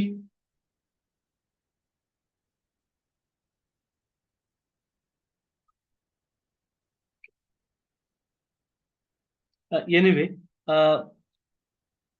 So ನಮ್ಮ ಒಂದು ಕಾರ್ಯಕ್ರಮಕ್ಕೆ ಸೆಲ್ವಕುಮಾರ್ ಇವರು ಸಹ ವಿಶ್ರಾಂತ ಜಿಲ್ಲಾ ನ್ಯಾಯಾಧೀಶರು. So ಇವರು ಈ ಕಾರ್ಯಕ್ರಮದ ಅಧ್ಯಕ್ಷತೆಯ ಭಾಷಣವನ್ನ ಮಾಡಲಿದ್ದಾರೆ. ಸೊ ಇವರು ಸಹ ನಮ್ಮ ಕಿರಿಯ ವಕೀಲರಿಗೆ ಹಾಗೂ ಸಿವಿಲ್ ನ್ಯಾಯಾಧೀಶರ ಆಕಾಂಕ್ಷೆಗಳಿಗೆ ತಮ್ಮ ಸೇವಾ ಅನುಭವವನ್ನ ಮತ್ತು ಶುಭಾಶಯಗಳನ್ನ ಈ ಒಂದು ಎಕ್ಸಾಮಿನೇಷನ್ಗೆ ಅರ್ಪಿಸಲಿದ್ದಾರೆ. ಸೆಲ್ವಕುಮಾರ್ ಸರ್.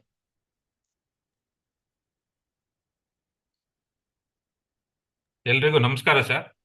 ನಮಸ್ತೆ sir. Sir audible? Yes sir, you are audible sir. ಎಲ್ರಿಗೂ ನಮಸ್ಕಾರ. ಸರ್ ಒಂದ್ ನಿಮಿಷ ಹೊಸದಾಗಿ sir. Sir any disturbance? Yes sir, ಮಾತಾಡಿ ಸರ್. ಮತ್ತೆ ಸರ್ ಎಲ್ರಿಗೂ ನಮಸ್ಕಾರ. ಮಾತಾಡಿ ಸರ್. ಉದ್ಘಾಟನೆ ಮಾಡಿದಂತ ನಮ್ಮ ವೆಂಕಟೇಶ್ವರ ಸಾಹೇಬರಿಗೆ ಮೊದಲನೇದಾಗಿ ನಮಸ್ಕಾರ. ಬಹಳ ದಿನ ಆಯ್ತು ಸಾಹೇಬ್ರು ನೋಡ್ದೆ, ಇವತ್ತು ನೋಡ್ದಂಗ ಆಯ್ತು. ಮತ್ತೆ ಈ ಒಂದು ಟ್ರೈನಿಂಗ್ ಪ್ರೋಗ್ರಾಮ್ನ ಅರೇಂಜ್ ಮಾಡ್ಲಿಕ್ಕೆ ಬಹಳಷ್ಟು ಶ್ರಮ ವಹಿಸ್ತಿದ್ರು ಅಂತ ನನ್ನ ಸ್ನೇಹಿತರು, ನನ್ನ ಬ್ಯಾಚ್ಮೇಟು ಹಾಗೂ ನನ್ನ ಸಹಪಾಠಿಗಳು, ಒಳ್ಳೆಯ ಸ್ನೇಹಿತರು ಆದಂತ ಬಾಬಾ ಸಾಹೇಬ್ ಜಿಂದಾಲ್ಕರ್ ಅವರಿಗೆ ಮೊದಲನೇ ಧನ್ಯವಾದಗಳು. ಎರಡನೇದಾಗಿ ವಕೀಲರಾದಂತ ಹಾಗೂ ಸ್ನೇಹಿತರಾದಂತ ವಿಧಿಪ್ರಜ್ಞಾ ಕರ್ನಾಟಕ ಕಾನೂನು ಸ್ವಯಂ ಸೇವಾ ಸಂಸ್ಥೆಯನ್ನ ಮುನ್ನಡೆಸ್ಕೊಂಡ್ ಬರ್ತಿರುವಂತ ಪುರುಷೋತ್ತಮ್ ವಕೀಲರಿಗೆ ನನ್ನ ತುಂಬ ಹೃದಯದ ಧನ್ಯವಾದಗಳು ಮತ್ತು ನನ್ನ ಧನ್ಯವಾದಗಳು ಸರ್. ಈ ಒಂದು ವೇದಿಕೆಯಲ್ಲಿರುವಂತ ನನ್ನ ಎಲ್ಲ ಹಿರಿಯ ನ್ಯಾಯಾಧೀಶರುಗಳಿಗೂ ಮತ್ತು ನನ್ನ ಸಹೋದರ ಸಹೋದರಿ ನ್ಯಾಯಾಧೀಶ ಹಾಗೂ ವಕೀಲ ಮಿತ್ರರಿಗೆ ನನ್ನ ನಮಸ್ಕಾರಗಳನ್ನು ಹೇಳ್ತಾ, ಈ ಒಂದು ಸುಂದರವಾದಂತ ಮತ್ತು ಅತಿ ಉಪಯುಕ್ತವಾದಂತ ಇಂಥ ಸಂದರ್ಭದಲ್ಲಿ ಇಂಥ ಒಂದು ತರಬೇತಿ ಕಾರ್ಯಕ್ರಮವನ್ನು ಆಯೋಜಿಸ್ತಿರೋದು ಶ್ಲಾಘನೀಯ. ನಮ್ಮ ನ್ಯಾಯಾಂಗ ಇಲಾಖೆಗೆ ನಾವೆಲ್ಲ ಸೇರಬೇಕಾದ್ರೆ ನಮ್ಮ ಸಾಹೇಬ್ರಿಗೆ ಹೇಳ್ದಂಗೆ ಅವ್ರು ನ್ಯಾಷನಲ್ ಲಾ ಸ್ಕೂಲಲ್ಲಿ ಟ್ರೈನಿಂಗ್ ಮಾಡಿ ಬಂದಿದ್ರು. ಅದೇ ರೀತಿ ನಾವು ಮುನ್ಸಿಪಲ್ ಎಕ್ಸಾಮ್ ತಗೊಂಡಾಗ ನಮ್ಮ ವಕೀಲ ಸಂಘದಿಂದ, ಶಿವಮೊಗ್ಗ ವಕೀಲ ಸಂಘದಿಂದ ಒಂದು ಸಣ್ಣ ಒಂದು ತರಬೇತಿ ಕಾರ್ಯಕ್ರಮವನ್ನು ಆಯೋಜಿಸಿದ್ರು. ಅದರಲ್ಲಿ ಅಟೆಂಡ್ ಮಾಡಿದ್ದೆ ಕೆಲವೊಂದು ಕ್ಲಾಸಸ್ ನಮಗೆ ಟೈಮ್ ಇದ್ದಂತ ಸಂದರ್ಭದಲ್ಲಿ. ಅದು ಎಷ್ಟು ಉಪಯುಕ್ತ ಆಯ್ತು ಅಂತಂದ್ರೆ ಅದು ಹೇಳ್ತಿರೋದಷ್ಟು. Practical knowledge is different. ಆದ್ರಿಂದ ಮಾಹಿತಿ ಕಲೆ ಹಾಕೊಳ್ಳೋದ್ರಲ್ಲಿ, ಮಾಹಿತಿ ತಿಳ್ಕೊಳೋದ್ರಲ್ಲಿ ಯಾರು ಸಹ ಯಾವತ್ತೂ ಸಹ ಹಿಂಜರಿಬಾರ್ದು. ಪ್ರತಿಯೊಬ್ಬ, ಈಗಾಗಲೇ ಹೇಳ್ದಂತೆ ನಮ್ಮ ರಂಗನಾಥ್ ಸಾಹೇಬ್ರು ಹೇಳಿದ್ರು, ಪ್ರತಿಯೊಬ್ಬ ವ್ಯಕ್ತಿ ಸಹ ಪ್ರತಿನಿತ್ಯ ಕಲಿತಾ ಇರ್ತಾನೆ. It is like an ocean ಅಂತ. ಸಮುದ್ರವಿದ್ದಂತೆ ನಮ್ಮ ಕಾನೂನು ಜ್ಞಾನ ಪಡೆಯೋದು. ಇದರಲ್ಲಿ ನಮ್ಗೆ ಎಷ್ಟೆಷ್ಟು ಸಾಧ್ಯವಾಗುತ್ತೋ ನಮ್ಮ ಸಮಯ, ನಮ್ಮ ಒಂದು ಕೆಪಬಿಲಿಟಿ ಮೇಲೆ ನಮ್ಮ ಸಾಮರ್ಥ್ಯಕ್ಕೆ ತಕ್ಕಂತೆ ನಾವು ಪಡ್ಕೊಂತ ಹೋಗ್ಬೇಕಾಗತ್ತೆ. ಆದ್ರಿಂದ ಯಾರು ಸಹ ಯಾವುದೇ ರೀತಿಯಿಂದ ಒಂದು ಹಿಂಜರಿಕೆಯ ಮನೋಭಾವ ಬೇಡ ಅಂತ ಹೇಳ್ತಾ, ಈಗ ನೂತನವಾಗಿ ಹೊಸದಾಗಿ ಎಕ್ಸಾಮ್ ತಗೊಂಡಿರುವಂತ ಎಲ್ಲ ಆಕಾಂಕ್ಷಿಗಳಿಗೂ ಸಹ ಒಂದು ರಂಗನಾಥ್ ಸಾಹೇಬ್ ಹೇಳ್ದಂಗೆ ಒಂದು ಆಶಾಭಾವನೆಯಿಂದ ಎಕ್ಸಾಮ್ ತಗೊಂಡು ಸಕ್ಸೀಡ್ ಆಗಿ ಖಂಡಿತ ಸಾಧ್ಯವಾಗತ್ತೆ. ಬೇರೆ ಎಕ್ಸಾಮ್ಗಳಿಗೆ, ಬೇರೆ ಕಾಂಪಿಟೇಟಿವ್ ಎಕ್ಸಾಮ್ಗಳಿಗೆಲ್ಲ ಕಂಪೇರ್ ಮಾಡಿದ್ರೆ judicial exam is more transparency and more reliability ಇದೆ. ಆದ್ರಿಂದ ಯಾವುದೇ ರೀತಿಯ ಹೊರಗಡೆ ಒಂದು ಪ್ರಪಂಚದಲ್ಲಿ ಬೇರೆ ಏನು ಸೆಲೆಕ್ಷನ್ ಪ್ರೋಸೆಸ್ಗಳಾಗ್ತವೆ, ನನ್ನ ಕಿವಿಗೆ ಬಿದ್ದಿದೆ, ಸುಮಾರಷ್ಟೆಲ್ಲ ಬಂದಿದ್ದಾವೆ. ಸರ್ ಅಲ್ಲೇ ಹೀಗಾಗತ್ತಂತೆ, ಅಲ್ಲೇ ಹಾಗಾಗತ್ತಂತೆ, ಇಷ್ಟು ಕೊಟ್ಟಿದ್ರಂತೆ, ಅವೆಲ್ಲ ಏನೇನು ನಡೆಯಲ್ಲ. Very beautiful selection, everything is on transparent. ನಾವೆಲ್ಲ ಇದು ಬಂದಿದ್ದೀವಿ, ನಮ್ಮ ಸ್ನೇಹಿತರು ಇದ್ದಿದ್ದಾರೆ, ನಮ್ಮ ಸಾಹೇಬ್ರು ಇದ್ದಿದ್ದಾರೆ, ಎಲ್ಲರೂ ಸಹ ಅನುಭವಿಸ್ತಾರೆ. ಆ ರೀತಿ ಯಾವುದೇ ಒಂದು ಇದಕ್ಕೆ ಮಾಹಿತಿಗಳಿಗೆ ಕಿವಿ ಕೊಡಬೇಡಿ. ನಿಮ್ಮ ಒಂದು ಕಲಿಕೆಯ ಒಂದು ಮನೋಭಾವ ಮತ್ತು ನಿಮ್ಮ ಒಂದು ಕಲಿಕೆ ಮೆಥಡಾಲಜಿ ಮೇಲೆ ಸಾಕಷ್ಟು ಫೋಕಸ್ ಮಾಡಿ ಸಕ್ಸಸ್ ಗ್ಯಾರಂಟಿ ಆಗ್ತೀರಿ ಅಂತ ಹೇಳ್ತಾ, ಮತ್ತೆ ಈಗಾಗಲೇ ಮಾತನಾಡಿದಂತ, ಉದ್ಘಾಟನೆ ಮಾಡಿದಂತ ನಮ್ಮ ವಡ್ಡಾರ್ ಸಾಹೇಬ್ರು ಕ್ಲೀನ್ ಆಗಿ ಹೇಳಿದ್ರು. ಈಗಿರುವಂತ ಒಂದು ವ್ಯವಸ್ಥೆ ಮತ್ತು ನಾವು ಸೇರಿದಂತ, ನಾವೊಂದು 20 ವರ್ಷ 25 ವರ್ಷದಿಂದ ಸೇರಿದಾಗ ಜುಡಿಷಿಯರಿಗೆ ಇದ್ದಂತ ವ್ಯವಸ್ಥೆಗಳು ಬಹಳ ಜಗಜಾಂತರ ವ್ಯತ್ಯಾಸ ಇದೆ. ಎಲ್ಲಾ ರೀತಿಯಿಂದಲೂ ಪರ್ಕ್ಸ್ ಆಗಿರ್ಬೋದು, ಸ್ಯಾಲ್ರಿ ಆಗಿರ್ಬೋದು, ಸ್ಟೇಟಸ್ ಆಗಿರ್ಬೋದು, ಸೋಷಿಯಲ್ ಕಮಿಟ್ಮೆಂಟ್ಗಳಾಗಿರ್ಬೋದು, ನಮಗಿರುವಂತ ಜವಾಬ್ದಾರಿಗಳು ಹೆಚ್ಚಿಗೆ ಆಗಿದೆ ನ್ಯಾಯಾಧೀಶರುಗಳಿಗೆ. ಅದು ಒಂದ್ ರೀತಿಯಲ್ಲಿ ಹೇಳ್ದಂಗೆ ತಪಸ್ಸಿದ್ದಂಗೆ. ಇದು ತಪಸ್ಸಿಗೆ ಯಾವ ರೀತಿ ಒಬ್ಬ ವ್ಯಕ್ತಿ ಸಿದ್ಧನಾಗಿ ಕೂರ್ತಾನೋ, ಸೆಲೆಕ್ಷನ್ ಆದ ಮೇಲೆ ಇನ್ನೂ ಜಾಸ್ತಿ ಆಗುತ್ತೆ ಹೊರತು ಕಡಿಮೆ ಆಗಲ್ಲ. ನಾವು ಸಮಾಜದ ಒಂದು ಆಸ್ತಿಯಾಗಿ ಬದುಕಬೇಕಾಗತ್ತೆ, ಸಮಾಜವನ್ನ ರಕ್ಷಿಸಬೇಕಾಗತ್ತೆ.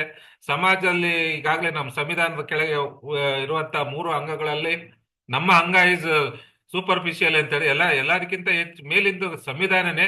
ಆದ್ರೂ ಸಹ ನ್ಯಾಯಾಂಗದ ಮೇಲೆ ಸಾರ್ವಜನಿಕರಿಗೆ, ಭಾರತದ ಜನತೆಗೆ, ಪ್ರಜೆಗಳಿಗೆ ತುಂಬಾ ವಿಶ್ವಾಸ ಇದೆ, ತುಂಬಾ ಒಂದು ಹೋಪ್ಸ್ ಇದಾವೆ.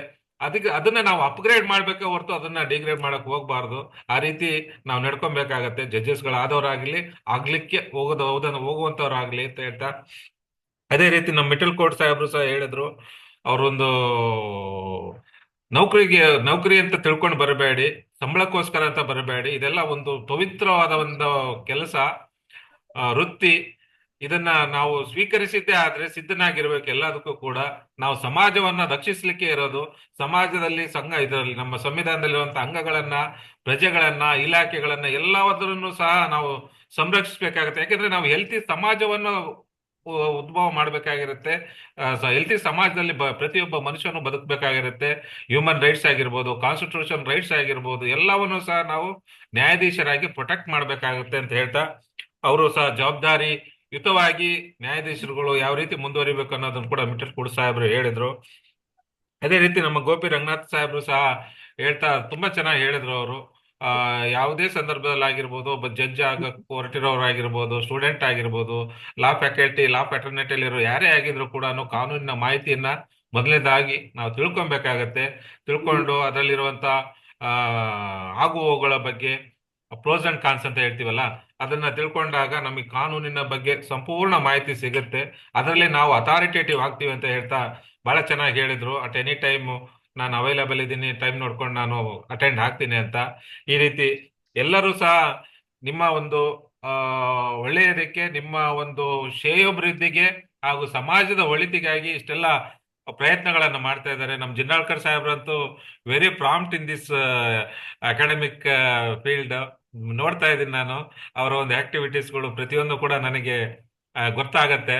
ಸಾಹೇಬ್ರು ಸಮಾಜದ ಬಗ್ಗೆ ಇರುವಂತ ಕಳಕಳಿ ನಿಜವಾಗ್ಲೂ ನಾವು ಅವ್ರ ಮುಂದೆ ಹೇಳಂತದಲ್ಲ, ಅಷ್ಟೊಂದು ಇದೆ. ಇಂಥ ಒಂದು ನುರಿತ ಕಾನೂನು ಪಂಡಿತರ ನಡುವೆ ನಾವುಗಳೆಲ್ಲ ಇದ್ದು ನಮಗೆ ಕೆಪಾಸಿಟಿ ಇರುವಂತ ಒಂದು ಅವಕಾಶ ಟೈಮಿನಲ್ಲಿ ನಮಗೆ ಎಷ್ಟು ಸಾಧ್ಯವಾಗುತ್ತೋ ಅಷ್ಟು ನೀರನ್ನ ನಾವು ತಗೊಂಡು ಕುಡಿಯೋಣ ಅಂತ ಹೇಳ್ತಾ, ಜ್ಞಾನಾರ್ಜನೆ ಮಾಡ್ಕೊಳ್ಳೋಣ ಅಂತ ಹೇಳ್ತಾ, ಈ ಒಂದು ವಿಧಿಪ್ರಜ್ಞಾ ಸಂಸ್ಥೆಯವರು ಆಯೋಜಿಸಿರುವಂತ ಈ ಒಂದು ತರಬೇತಿ ಶಿಬಿರ ತುಂಬಾ ಸಕ್ಸಸ್ ಆಗ್ಲಿ ಅಂತ ಹೇಳ್ತಾ, ಮತ್ತೆ ಎಲ್ಲರೂ ಸಹ ಯಾವುದೇ ಕಾರಣದಲ್ಲೂ ಸಹ ಮಧ್ಯದಲ್ಲಿ ಬಿಡಬೇಡಿ. ಎಕ್ಸಾಮ್ ತಗೊಂಡಿದ್ರೆ ಅದನ್ನ ಪ್ರಾಪರ್ ಆಗಿ ಟೈಮ್ ಶೆಡ್ಯೂಲ್ ಮಾಡ್ಕೊಂಡು ಪ್ರಿಪೇರ್ ಆಗಿ ಬರೀರಿ.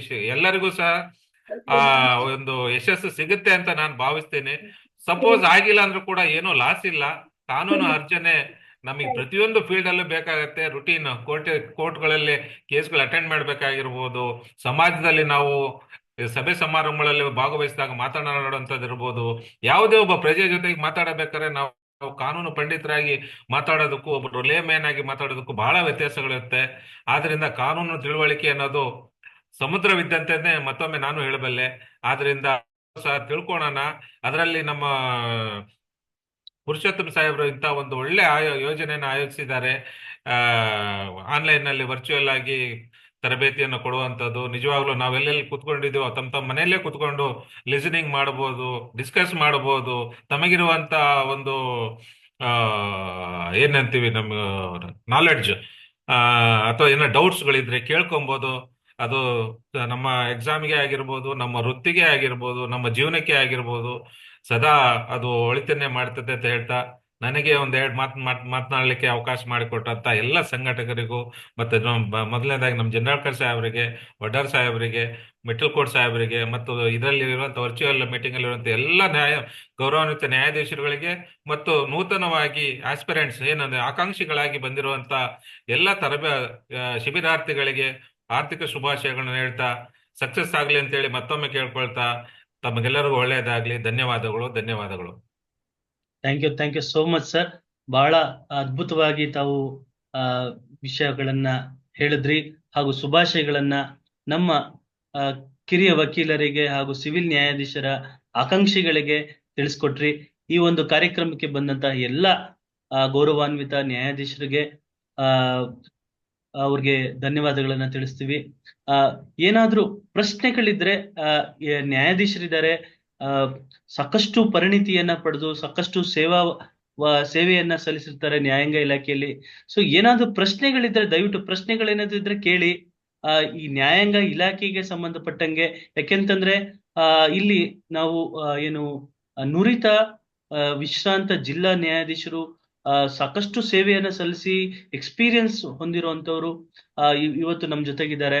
ಅವ್ರಿಗೆ ಈ ಒಂದು ನ್ಯಾಯಾಂಗ ಇಲಾಖೆಗೆ ಏನಾದ್ರೂ ಒಂದು ವಿಚಾರದಲ್ಲಿ ಏನಾದ್ರೂ ತಮ್ಮ ಪ್ರಶ್ನೆ ಇದ್ರೆ, ತಲೆಯಲ್ಲಿ ಏನಾದ್ರೂ ಈ ಸರ್ವಿಸ್ ಹೀಗಿರುತ್ತಾ ಹಾಗಿರುತ್ತಾ, ಏನಾದ್ರೂ ರೆಸ್ಟ್ರಿಕ್ಷನ್ಸ್ ಇರುತ್ತಾ, ಸೊ ಆ ನಿಟ್ಟಿನಲ್ಲಿ ಏನಾದ್ರೂ ಪ್ರಶ್ನೆಗಳು ತಮ್ಮಲ್ಲಿ ಓಡ್ತಾ ಇದ್ರೆ ಅದನ್ನ ದಯವಿಟ್ಟು ಪ್ರಶ್ನೆಯನ್ನ ಕೇಳಿ. ನಮ್ಗೆ ಯಾರಾದ್ರೂ ರಿಲೇಟಿವ್ಸ್ ಗಳು ಬಂದ್ರೆ ಬಿಡೋದಿಲ್ವಾ, ಅಥವಾ ನಾವು ಫಂಕ್ಷನ್ಸ್ಗೆ ಅಟೆಂಡ್ ಮಾಡ್ಲಿಕ್ಕೆ ಆಗೋದಿಲ್ವಾ? ಸೊ ಈ ರೀತಿಯಾದಂತ ಏನಾದ್ರು ಪ್ರಶ್ನೆಗಳಿದ್ರೆ ದಯವಿಟ್ಟು ಯಾವುದೇ ಅಂತ ಒಂದು ಮುಜುಗರ ಇಲ್ದಲೆ ದಯವಿಟ್ಟು ಪ್ರಶ್ನೆಯನ್ನ ಕೇಳಿ. ಆದ ನಂತರ ಈ ನಾವು ಕಾರ್ಯಕ್ರಮವನ್ನ ವಂದನಾರ್ಪಣೆ ಒಂದು ಘಟ್ಟಕ್ಕೆ ಹೋಗೋಣ.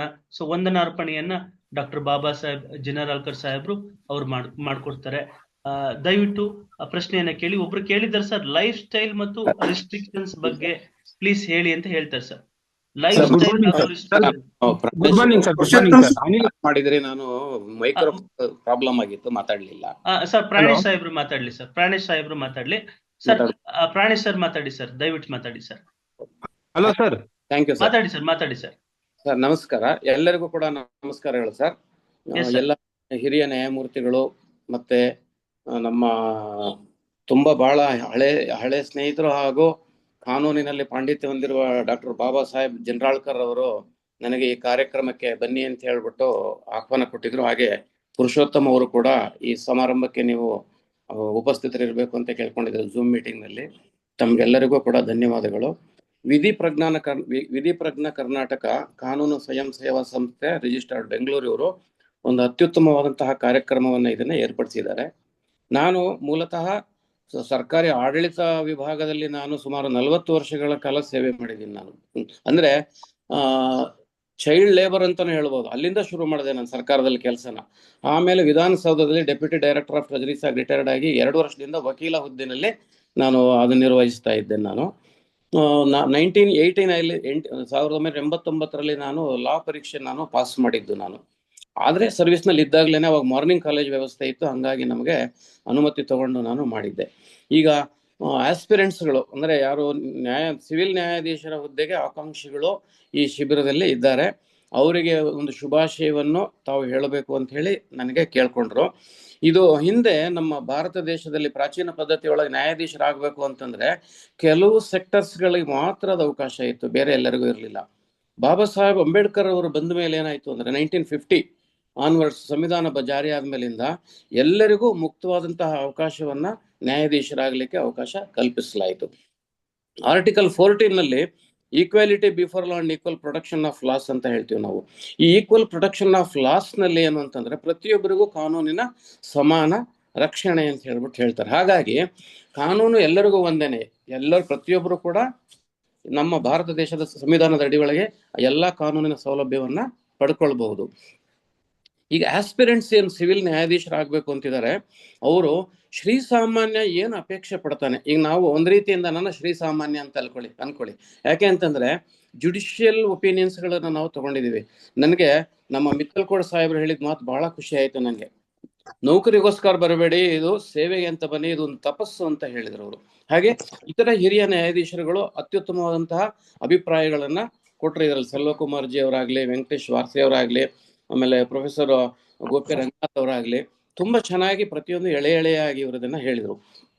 ಸಮಾಜ ಏನನ್ನ ಅಪೇಕ್ಷೆ ಪಡುತ್ತೆ ಸಿವಿಲ್ ನ್ಯಾಯಾಧೀಶರಿಂದ ನೋಡಿ. ಯಾರಿಗೆ ಎಲ್ಲಿ ಹೋದ್ರು, ಕಚೇರಿಗಳಿಗೆ ಹೋದ್ರೆ ನ್ಯಾಯ ಸಿಗಲ್ಲ, ಬೇರೆ ಬೇರೆ ಅಥಾರಿಟೀಸ್ ಹತ್ರ ಹೋದ್ರೆ ನಮ್ಗೆ ನ್ಯಾಯ ಸಿಗಲ್ಲ ಅಂದಾಗ ಶ್ರೀಸಾಮಾನ್ಯ ಏನ್ ಹೇಳ್ತಾನಂದ್ರೆ, ನೀವ್ ಯಾರು ಕೊಡ್ಲಿದ್ರು ಪರವಾಗಿಲ್ಲ, ನಾನು ಕೋರ್ಟಿಗೆ ಹೋಗ್ತೀನಿ ನಾನು ಅಂತ ಹೇಳ್ತಾರೆ ಅವರು. ಅಂದ್ರೆ ಅಲ್ಟಿಮೇಟ್ ನಮ್ಗೆ ರೆಮಿಡಿ ಎಲ್ಲಿ ಸಿಗತ್ತೆ ಅಂದ್ರೆ ಕೋರ್ಟ್ ಅಂತ. ಆ ಕೋರ್ಟ್ ಅಲ್ಲಿ ಇರೋರು ಯಾರು? ಸಿವಿಲ್ ನ್ಯಾಯಾಧೀಶರು ತಾವೇನೆ. ಸಿವಿಲ್ ಇರ್ಬೋದು, ಸಿವಿಲ್ ನಂತರದಲ್ಲಿ ವಿವಿಧ ಹುದ್ದೆಗಳಲ್ಲಿ ಅಲಂಕಾರ ಮಾಡ್ಕೊಳ್ತೀರಾ. ಜಿಲ್ಲಾ ನ್ಯಾಯಾಧೀಶರು, ಹೈಕೋರ್ಟ್, ಸುಪ್ರೀಂ ಕೋರ್ಟ್ ವರೆಗೂ ಹೋಗ್ತೀರಾ. ಹಾಗಾಗಿ ಇಲ್ಲಿ ನ್ಯಾಯಾಧೀಶರ ಹುದ್ದೆಯನ್ನು ಅಲಂಕರಿಸಲಿಕ್ಕೆ ಇಷ್ಟಪಟ್ಟಂತಹ ಅಭ್ಯರ್ಥಿಗಳು ಅವರ ಜವಾಬ್ದಾರಿ ಏನಿದೆ ಅನ್ನೋದನ್ನ ಅವರು ಅರ್ಥಕೊಳ್ಬೇಕಾಗತ್ತೆ. ಇಲ್ಲಿ ನಮಗೆ ಒಂದು ನ್ಯಾಯಾಧೀಶರಿಗೆ ಈ ಅಭ್ಯರ್ಥಿಗಳಿಗೆ ಒಂದು ಗೊಂದಲ ಬರಬಹುದು, ಕಾನೂನು ದೊಡ್ಡದೋ ನೈತಿಕತೆ ದೊಡ್ಡದೋ ಅಂತ ಹೇಳಿ ಅಂತಂದ್ಬಿಟ್ಟು. ಇಲ್ಲಿ ನಾವ್ ಯಾಕೆಂದ್ರೆ ನಾವು ಸರ್ವಿಸ್ ನಾವು ರೆಂಡರ್ ಮಾಡುವಾಗ ನಮ್ಗೆ ಗೊತ್ತಾಗ್ತಾ ಇರತ್ತೆ, ಬಡವರು ತುಂಬಾ ಕಷ್ಟಪಟ್ಟಿರೋರು ಅಂತವರೆಲ್ಲ ನಮ್ಮ ಹತ್ರಕ್ಕೆ ಬರ್ತಾರೆ ಸೇವೆ. ನಾವು ಅವ್ರಿಗೆ ಸಿವಿಲ್ ಸರ್ವೆಂಟ್ ಆಗಿ ನಾವು ಕೊಡ್ತಾ ಇದ್ವಿ, ಇಲ್ಲಿ ಜುಡಿಷಿಯಲ್ ಆಫೀಸರ್ಸ್ ಆಗಿ ತಾವು ಸೇವೆ ಕೊಡ್ತೀರಾ. ಅವಾಗ ಅವನ ಬಡತನವನ್ನು ನೋಡಿ ತೀರ್ಪು ಕೊಡ್ತೀರಾ ನೀವು ಅಥವಾ ಕಾನೂನು ಪ್ರಕಾರ ಕೊಡ್ತೀರಾ ಅಂತ ಬಂದಾಗ ನಾವೇನ್ ಮಾಡ್ತೀವಿ ಅಂದ್ರೆ ಕಾನೂನು ದೊಡ್ಡದು, ನಮ್ಗೆ ರೂಲ್ ಆಫ್ ಲಾ ನಾವು ಅಡಾಪ್ಟ್ ಮಾಡ್ಕೊಳ್ತೀವಿ ನಾವು. ಹಾಗಾಗಿ ನೈತಿಕತೆ ನಮ್ಮ ವೈಯಕ್ತಿಕ ವಿಷಯವಾದ್ರೆ ಕಾನೂನು ನಮ್ದು ಬೈಂಡಿಂಗ್ ನ್ಯಾಯಾಧೀಶರುಗಳಿಗೆ. ಹಾಗಾಗಿ ಆ ಬೈಂಡಿಂಗ್ ಅದರ ವ್ಯಾಪ್ತಿ ಒಳಗೇನೆ ಅವರು ನ್ಯಾಯವನ್ನ ತೀರ್ಮಾನ ಮಾಡಬೇಕಾಗತ್ತೆ. ಅದಕ್ಕೆ ಏನಾಗ್ಬೇಕು, ಜ್ಞಾನ ಇರ್ಬೇಕು ಅವರಿಗೆ. ತಾನು ಏನನ್ನ ನ್ಯಾಯ ನೀಡ್ತಾ ಇದ್ದೀನಿ ಅಥವಾ ತಾನು ಯಾವ ಪರೀಕ್ಷೆಗೆ ಹಾಜರಾಗ್ತಾ ಇದ್ದೀನಿ ಅಂದ್ರೆ ಆ ರಿಲೇಟೆಡ್ ಸಬ್ಜೆಕ್ಟ್ ಬಗ್ಗೆ ಆತನಿಗೆ ಸ್ಪಷ್ಟವಾದಂತಹ ತಿಳುವಳಿಕೆ ಇರಬೇಕು. ನಾನು ಯಾವ ಪರೀಕ್ಷೆಗೆ ಬರೀತೀನಿ, ಯಾವ ಬರಿತಾ ಇದ್ದೀನಿ, ಯಾವುದಕ್ಕೆ ನಾನು ಉತ್ತರ ಕೊಡ್ತಾ ಇದ್ದೀನಿ ಅಂತ. ಇದನ್ನ ಅಕಾಡೆಮಿಗಳಲ್ಲಿ ಪ್ರೊಫೆಸರ್ಗಳು ಬಹಳ ಚೆನ್ನಾಗಿ ಇದನ್ನ ಹೇಳ್ಕೊಡ್ತಾರೆ. ಈ ಮೈಸೂರು ಯೂನಿವರ್ಸಿಟಿ ಒಳಗೆ ಒಂದು ಧ್ಯೇಯವಾಕ್ಯ ಇದೆ, ನಹಿ ಜ್ಞಾನೇನ ಸದೃಶಂ ಅಂತ ಹೇಳಿ. ಜ್ಞಾನಕ್ಕೆ ಸದೃಶವಾದದ್ದು ಯಾವುದೂ ಇಲ್ಲ. ತಿಳ್ಕೊಂಡ್ರೆ ನೀವು ಅದನ್ನು ಎಲ್ಲಿ ಬೇಕಾದ್ರೂ ಎನ್ಕ್ಯಾಶ್ ಮಾಡ್ಕೊಳ್ಬಹುದು. ನಮ್ಮ ಭಾರತ ಸರ್ಕಾರದ ಧ್ಯೇಯವಾಕ್ಯ ಏನಿದೆ, ಸತ್ಯಮೇವ ಜಯತೆ, ಮಾಂಡುಕ್ಯ ಉಪನಿಷತ್ತಿನಿಂದ ತಗೊಂಡಿದ್ದಾರೆ ಇದನ್ನ. ಸತ್ಯವೇ ಗೆಲ್ಲತ್ತೆ ಕೊನೆಗೆ. ಅದನ್ನ ಗೆಲ್ಲಿಸೋರು ಯಾರು ಅಂತಂದ್ರೆ ಕೊನೆಗೆ ನ್ಯಾಯಾಧೀಶರುಗಳೇ ಗೆಲ್ಲಿಸ್ಬೇಕು.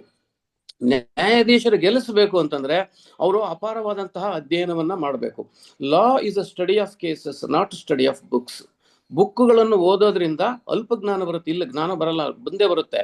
ಆದ್ರೆ ಪ್ರತಿಯೊಂದು ಪ್ರಕರಣವನ್ನು ಅಧ್ಯಯನ ಮಾಡಿದಾಗ ನಮ್ಮ ಗೋಪಿ ರಂಗನಾಥ್ ಸರ್ ಅವ್ರು ಹೇಳ್ದಂಗೆ ಯಾವುದೋ ಒಂದು ಇದ್ರ ಬಗ್ಗೆ ಹೇಳಿದ್ರು, NI ಆಕ್ಟ್ ಸಂಬಂಧಪಟ್ಟಂಗೆ. ಇದರಲ್ಲಿ ನೀವು ಆ ಕೇಸನ್ನ, ನೀವು ಇಂಡಿವಿಜುವಲ್ ಕೇಸನ್ನ ನೀವು ಅಧ್ಯಯನ ಮಾಡಿ ಅದನ್ನ ಹೇಳ್ಬಹುದು ಅಂತ ಹೇಳ್ಬಿಟ್ಟು ಹೇಳಿದ್ರು ಅವ್ರು. ಹಾಗಾಗಿ ಇದಕ್ಕೇನಪ್ಪಾ ಅಂತಂದ್ರೆ ಪ್ರೆಸಿಡೆಂಟ್ಸ್ ಗಳನ್ನ ತಗೊಳ್ಬೇಕಾಗತ್ತೆ ನೀವು. ಯಾಕೇನ್ ಪ್ರೆಸಿಡೆಂಟ್ ಅಂತ ಬಂದ್ರೆ ನಿಮ್ಗೆ ಸಂವಿಧಾನದ ವಿಧಿ 141 ಬಹಳ ಸ್ಪಷ್ಟವಾಗಿ ಹೇಳ್ತದೆ. ಏನಂತಂದ್ರೆ ಸುಪ್ರೀಂ ಕೋರ್ಟ್ ಕೊಟ್ಟಂತಹ ತೀರ್ಪು ಎಲ್ಲಾ ನ್ಯಾಯಾಲಯಗಳಿಗೂ ಬೈಂಡಿಂಗ್ ಇದೆ. ನಾನು ಚಾಯ್ಸ್ ಅಂತ ಹೇಳಂಗಿಲ್ಲ ನ್ಯಾಯಾಧೀಶರುಗಳು.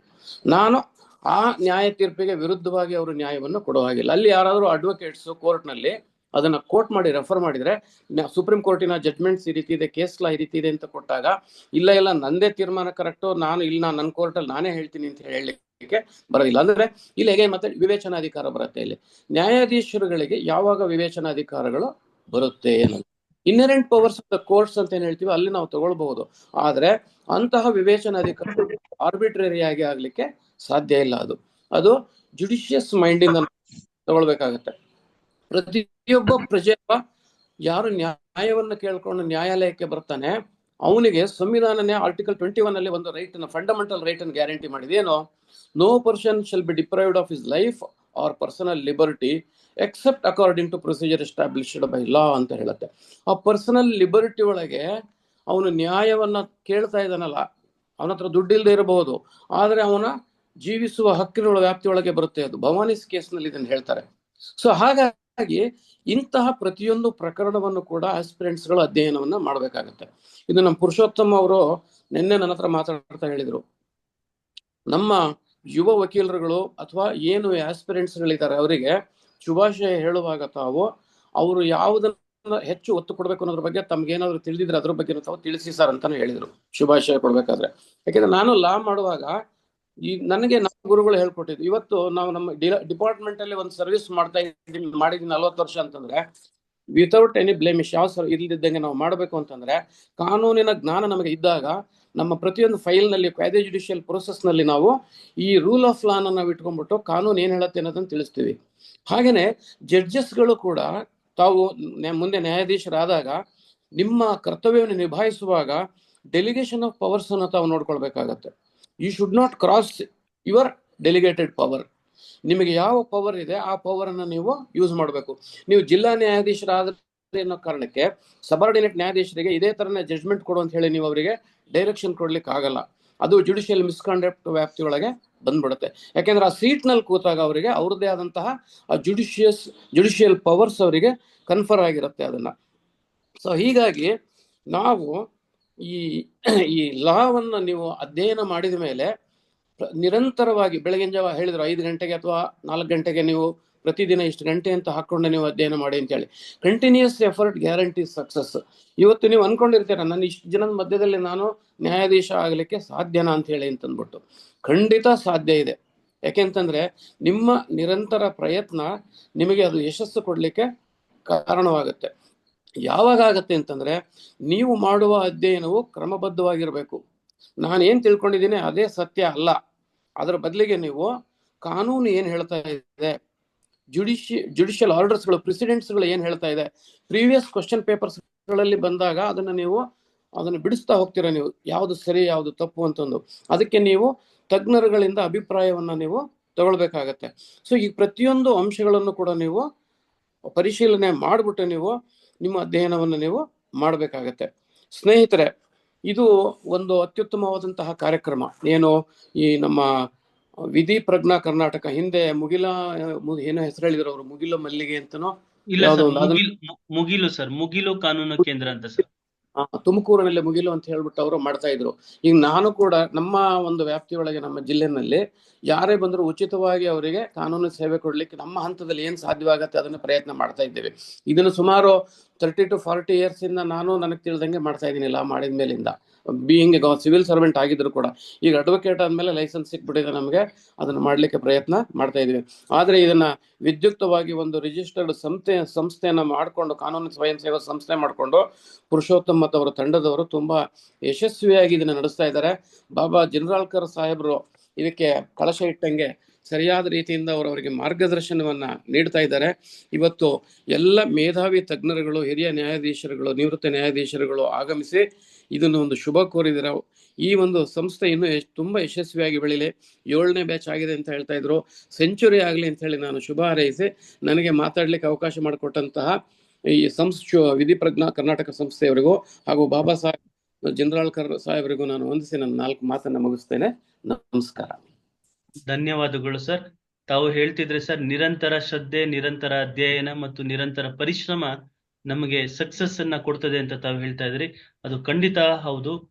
ಮತ್ತು ಪಾಸಿಟಿವ್ ಅಂಶ ಏನು, ಪಾಸಿಟಿವ್ ಥಿಂಕಿಂಗ್ ಇರಬೇಕು ಅಂತ ಡಾಕ್ಟರ್ ಗೋಪಿನಾಥ್ ಅವರು ಸಹ ಹೇಳ್ತಾ ಇದ್ರು, ವಿ ಗೋಪಿ ರಂಗನಾಥ್ ಸಾಹೇಬ್ರು ಸಹ ಹೇಳ್ತಾ ಇದ್ರು.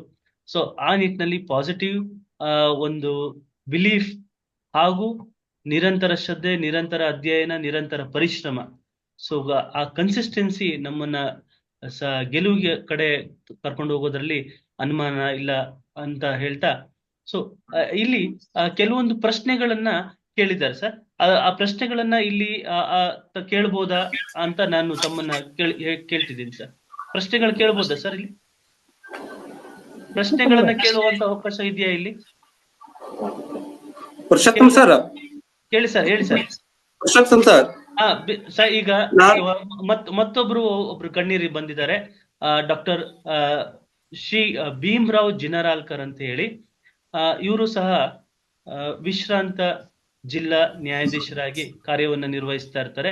ಸೊ ಇವರು ಸಹ ಈ ಒಂದು ಕಾರ್ಯಕ್ರಮಕ್ಕೆ ಬಂದಿರುವಂತಹ ಶಿಬಿರಾರ್ಥಿಗಳೇನಿದ್ದಾರೆ ಅವ್ರಿಗೆ ಒಂದು ಶುಭಾಶಯಗಳನ್ನ ನೀಡಲಿದ್ದಾರೆ.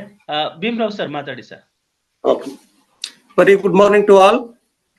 Good morning. ವಿಧಿ ಪ್ರಜ್ಞಾ ಕರ್ನಾಟಕ ಕಾನೂನು ಸ್ವಯಂ ಸೇವಾ ಸಂಸ್ಥೆ ಬೆಂಗಳೂರು ಇವರ ವತಿಯಿಂದ ಸಿವಿಲ್ ನ್ಯಾಯಾಧೀಶರ ತರಬೇತಿ ಕಾರ್ಯಕ್ರಮವನ್ನು ಆನ್ಲೈನ್ ಉದ್ಘಾಟನೆ ಮೂಲಕ ಇವತ್ತು ಹಮ್ಮಿಕೊಳ್ಳಲಾಗಿದೆ. ಈ ಕಾರ್ಯಕ್ರಮದ ಆಯೋಜಕರಾದ ಶ್ರೀ ಜಿ ಪುರುಷೋತ್ತಮ್ ಅವರೇ ಹಾಗೂ ನನ್ನ ಹಿರಿಯ ಸಹೋದರ ಜಿಲ್ಲಾ ಹಾಗೂ ಸತ್ರ ನ್ಯಾಯಾಧೀಶರಾದ ಶ್ರೀ ಅಂಟಿನ್ ಸಾಹೇಬ್ರೆ, ಈಶ್ವರ್ ಜಂತ್ಲಿ ಸಾಹೇಬ್ರೆ, ಮಿಟ್ಟಲ್ ಕೋಟ್ ಸಾಹೇಬ್ರೆ, ಬಸವರಾಜ್ ಹನ್ಸೆ ಪ್ರಾಂಶುಪಾಲರೇ, ಪ್ರಾಣೇಶ್ ನಿವೃತ್ತ ಉಪ ನಿರ್ದೇಶಕರು, ಖಜಾನೆ ಇಲಾಖೆ, ಕರ್ನಾಟಕ ಸರ್ಕಾರ, ಗೋಪಿ ರಂಗನಾಥನ್ ಕಾನೂನು ಪ್ರಾಧ್ಯಾಪಕರು, ಕ್ರೈಸ್ಟ್ ಕಾಲೇಜ್ ಬೆಂಗಳೂರು, ಹಾಗೂ ನನ್ನ ಸಹೋದರಾದ ಶ್ರೀ ಬಾಬಾ ಸಾಹೇಬ್ ಜಿನ್ರಾಳ್ಕರ್ ಅವರೇ, ಈ ಒಂದು ತರಬೇತಿ ಕಾರ್ಯಕ್ರಮದಲ್ಲಿ ನನಗೆ ಮಾತನಾಡಲು ಅವಕಾಶ ಮಾಡಿಕೊಟ್ಟಂತ ತಮಗೆ ಧನ್ಯವಾದಗಳು. ಈ ಒಂದು ಸಿವಿಲ್ ಜಡ್ಜಸ್ ಆಗ್ಬೇಕಂತ ಆಕಾಂಕ್ಷಿಗಳಾಗಿ ಇವತ್ತು ಈ ಒಂದು ಕಾರ್ಯಕ್ರಮಕ್ಕೆ ಹಾಜರಾದ ಆಕಾಂಕ್ಷಿಗಳಿಗೆ ನಾನು ಒಂದು ನನ್ನ ಸ್ವಂತ ಎಕ್ಸ್ಪೀರಿಯನ್ಸ್ ಅನ್ನ ಹೇಳ್ಬೇಕಂತ ನಾನು ಬಯಸ್ತೀನಿ. ಯಾಕಂದ್ರೆ ನಾನು 1991ರಲ್ಲಿ LLB ಪದವಿಯನ್ನು ಪಡೆದು 91ರಲ್ಲಿ ಬೆಳಗಾಂ ಬಾರ್ ಅಸೋಸಿಯೇಷನ್ ನಲ್ಲಿ ನಾನು ವಕೀಲಿ ಅಂತ ಹೆಸರು ನೋಂದಾಯಿಸಿದೆ. 1995ರವರೆಗೆ ನಾನು ಬೆಳಗಾಂ ಬಾರ್ ನಲ್ಲಿ ಪ್ರಾಕ್ಟೀಸ್ ಮಾಡಿದೆ. ಆವಾಗ ಸಿವಿಲ್ ಜಡ್ಜ್ ಎಕ್ಸಾಮ್ ಕೊಡ್ಬೇಕಾದ್ರೆ 4 years ಎಕ್ಸ್ಪೀರಿಯನ್ಸ್ ಬೇಕಾಗಿತ್ತು. ಜಸ್ಟ್ ನಾನು 4 years ಕಂಪ್ಲೀಟ್ ಆಗೋದಕ್ಕೆ ನಮ್ಗೆ ಸಿವಿಲ್ ಜಡ್ಜಸ್ ಎಕ್ಸಾಮ್ ಕರೆದ್ರು. ನಾನು ಎಕ್ಸಾಮ್ಗೆ ಪ್ರಿಪೇರ್ ಮಾಡ್ಕೊಂಡು ಎಕ್ಸಾಮ್ಗೆ ಅಪಿಯರ್ ಆದೆ. ಆವಾಗ ಈಗ ಹೆಂಗೆ ಟೆಕ್ನಾಲಜಿ ಇಂಪ್ರೂವ್ ಆಗಿದೆ, ಈಗ ಆನ್ಲೈನ್ ಮೂಲಕ ನಾವು ನುರಿತ ವ್ಯಕ್ತಿಗಳಿಂದ ಗಣ್ಯ ವ್ಯಕ್ತಿಗಳಿಂದ ಇವಾಗ ನೀವು ತರಬೇತಿ ಪಡೆಯುವ ಒಂದು ಭಾಗ್ಯ ನಿಮ್ಗೆ ಸಿಕ್ಕಿದೆ. ಅವಾಗ ಈ ತರ ಒಂದು ತರಬೇತಿ ಪಡೆಯುವ ಭಾಗ್ಯ ನಮಗೆ ಇರ್ಲಿಲ್ಲ. ನಾವು ಏಕಲವ್ಯನಂತೆ ಒಂದು ನಮ್ಮ ಸ್ವಪ್ರಯತ್ನದಿಂದ ಪರೀಕ್ಷೆಗೆ ಕುಳಿತು ಫಸ್ಟ್ ಅಟೆಂಪ್ಟ್ ದಲ್ಲೇನೆ ನಾನು ಎಕ್ಸಾಮ್ ದಲ್ಲಿ ಪಾಸ್ ಆಗಿ ಫಸ್ಟ್ ಅಟೆಂಪ್ಟ್ ದಲ್ಲೇನೆ ನಾನು ಸಿವಿಲ್ ಜಡ್ಜ್ ಅಂತ ಸೆಲೆಕ್ಷನ್ ಆದೆ. ನಾನು ಮೊದಲ ಬಾರಿಗೆ ಸಿವಿಲ್ ಜಡ್ಜ್ JMFC ಅಂತ ವರ್ಕ್ ಮಾಡಿದೆ. ತದನಂತರ ಸೀನಿಯರ್ ಸಿವಿಲ್ ಜಡ್ಜ್ ಹಾಗೂ ಪ್ರಿನ್ಸಿಪಲ್ CJM ಅಂತ ವರ್ಕ್ ಮಾಡಿದೆ. ತದನಂತರ ಪ್ರಮೋಷನ್ ಆಗಿ ಡಿಸ್ಟ್ರಿಕ್ಟ್ ಜಡ್ಜ್ ಅಂತ ವರ್ಕ್ ಮಾಡಿದೆ. ಆಮೇಲೆ principal district and session judge Kodagu Madikeri ಅಂತ ವರ್ಕ್ ಮಾಡಿ ಇವಾಗ ನಾನು ನಿವೃತ್ತಿ ಹೊಂದಿದ್ದೇನೆ. ನಾನು ಇವಾಗ ಸಿವಿಲ್ ಜಡ್ಜ್ ಅಂತ ಆಗಬೇಕಾದಂತ ಆಕಾಂಕ್ಷಿಗಳಿಗೆ ಹೇಳುವುದೇನೆಂದರೆ, ಇವಾಗ ನಿಮಗೆ ಟ್ರೈನಿಂಗ್ ತರಬೇತಿ ಮೂಲಕ ನಿಮಗೆ ಸಾಕಷ್ಟು ಮಾರ್ಗದರ್ಶನ ಸಿಗುತ್ತದೆ. ನೀವು ಅದರ ಒಂದು ಸದುಪಯೋಗವನ್ನು ಪಡೆದುಕೊಂಡು ಈ ಒಂದು ನಿಮ್ಮ ಒಂದು ಏನು ಗುರಿ ಇದೆ ಸಿವಿಲ್ ಜಡ್ಜ್ ಆಗ್ಬೇಕಂತ, ಅದರಲ್ಲಿ ನೀವು ಸಕ್ಸಸ್ ಆಗಲಿ ಅಂತ ನಾನು ಪ್ರಾರ್ಥಿಸ್ತೇನೆ. ಅದೇ ರೀತಿ ಈಗ ಒಂದು ಜಡ್ಜ್ ಡಿಸ್ಚಾರ್ಜಸ್ ಡಿವೈನ್ ಫಂಕ್ಷನ್ ಅಂತ ಹೇಳುವಂತೆ ಈಗ ಜಡ್ಜಸ್ಗೆ ಸಮಾಜದಲ್ಲಿ ಏನಿದೆ, ಅವರು ಸಮಾಜದಲ್ಲಿ ಅವ್ರಿಗೆ ದೇವರ ಅನ್ನುವಂತ ಒಂದು ಗೌರವ ಭಾವನೆ ಇದೆ. ಅಂತ ಒಂದು ಗೌರವಯುತ ಪೋಸ್ಟ್ಗಾಗಿ ನೀವು ಇವತ್ತು ಒಂದು ತಯಾರಿ ನಡೆಸ್ತಾ ಇದ್ದೀರಿ. ನೀವು ಒಂದು ಡಿಟರ್ಮಿನೇಷನ್ ದಿಂದ ವರ್ಕ್ ಮಾಡಿದರೆ ಖಂಡಿತವಾಗಿಯೂ ನೀವು ನಿಮ್ಮ ಗುರಿಯನ್ನ ಸಾಧಿಸ್ತೀರಿ.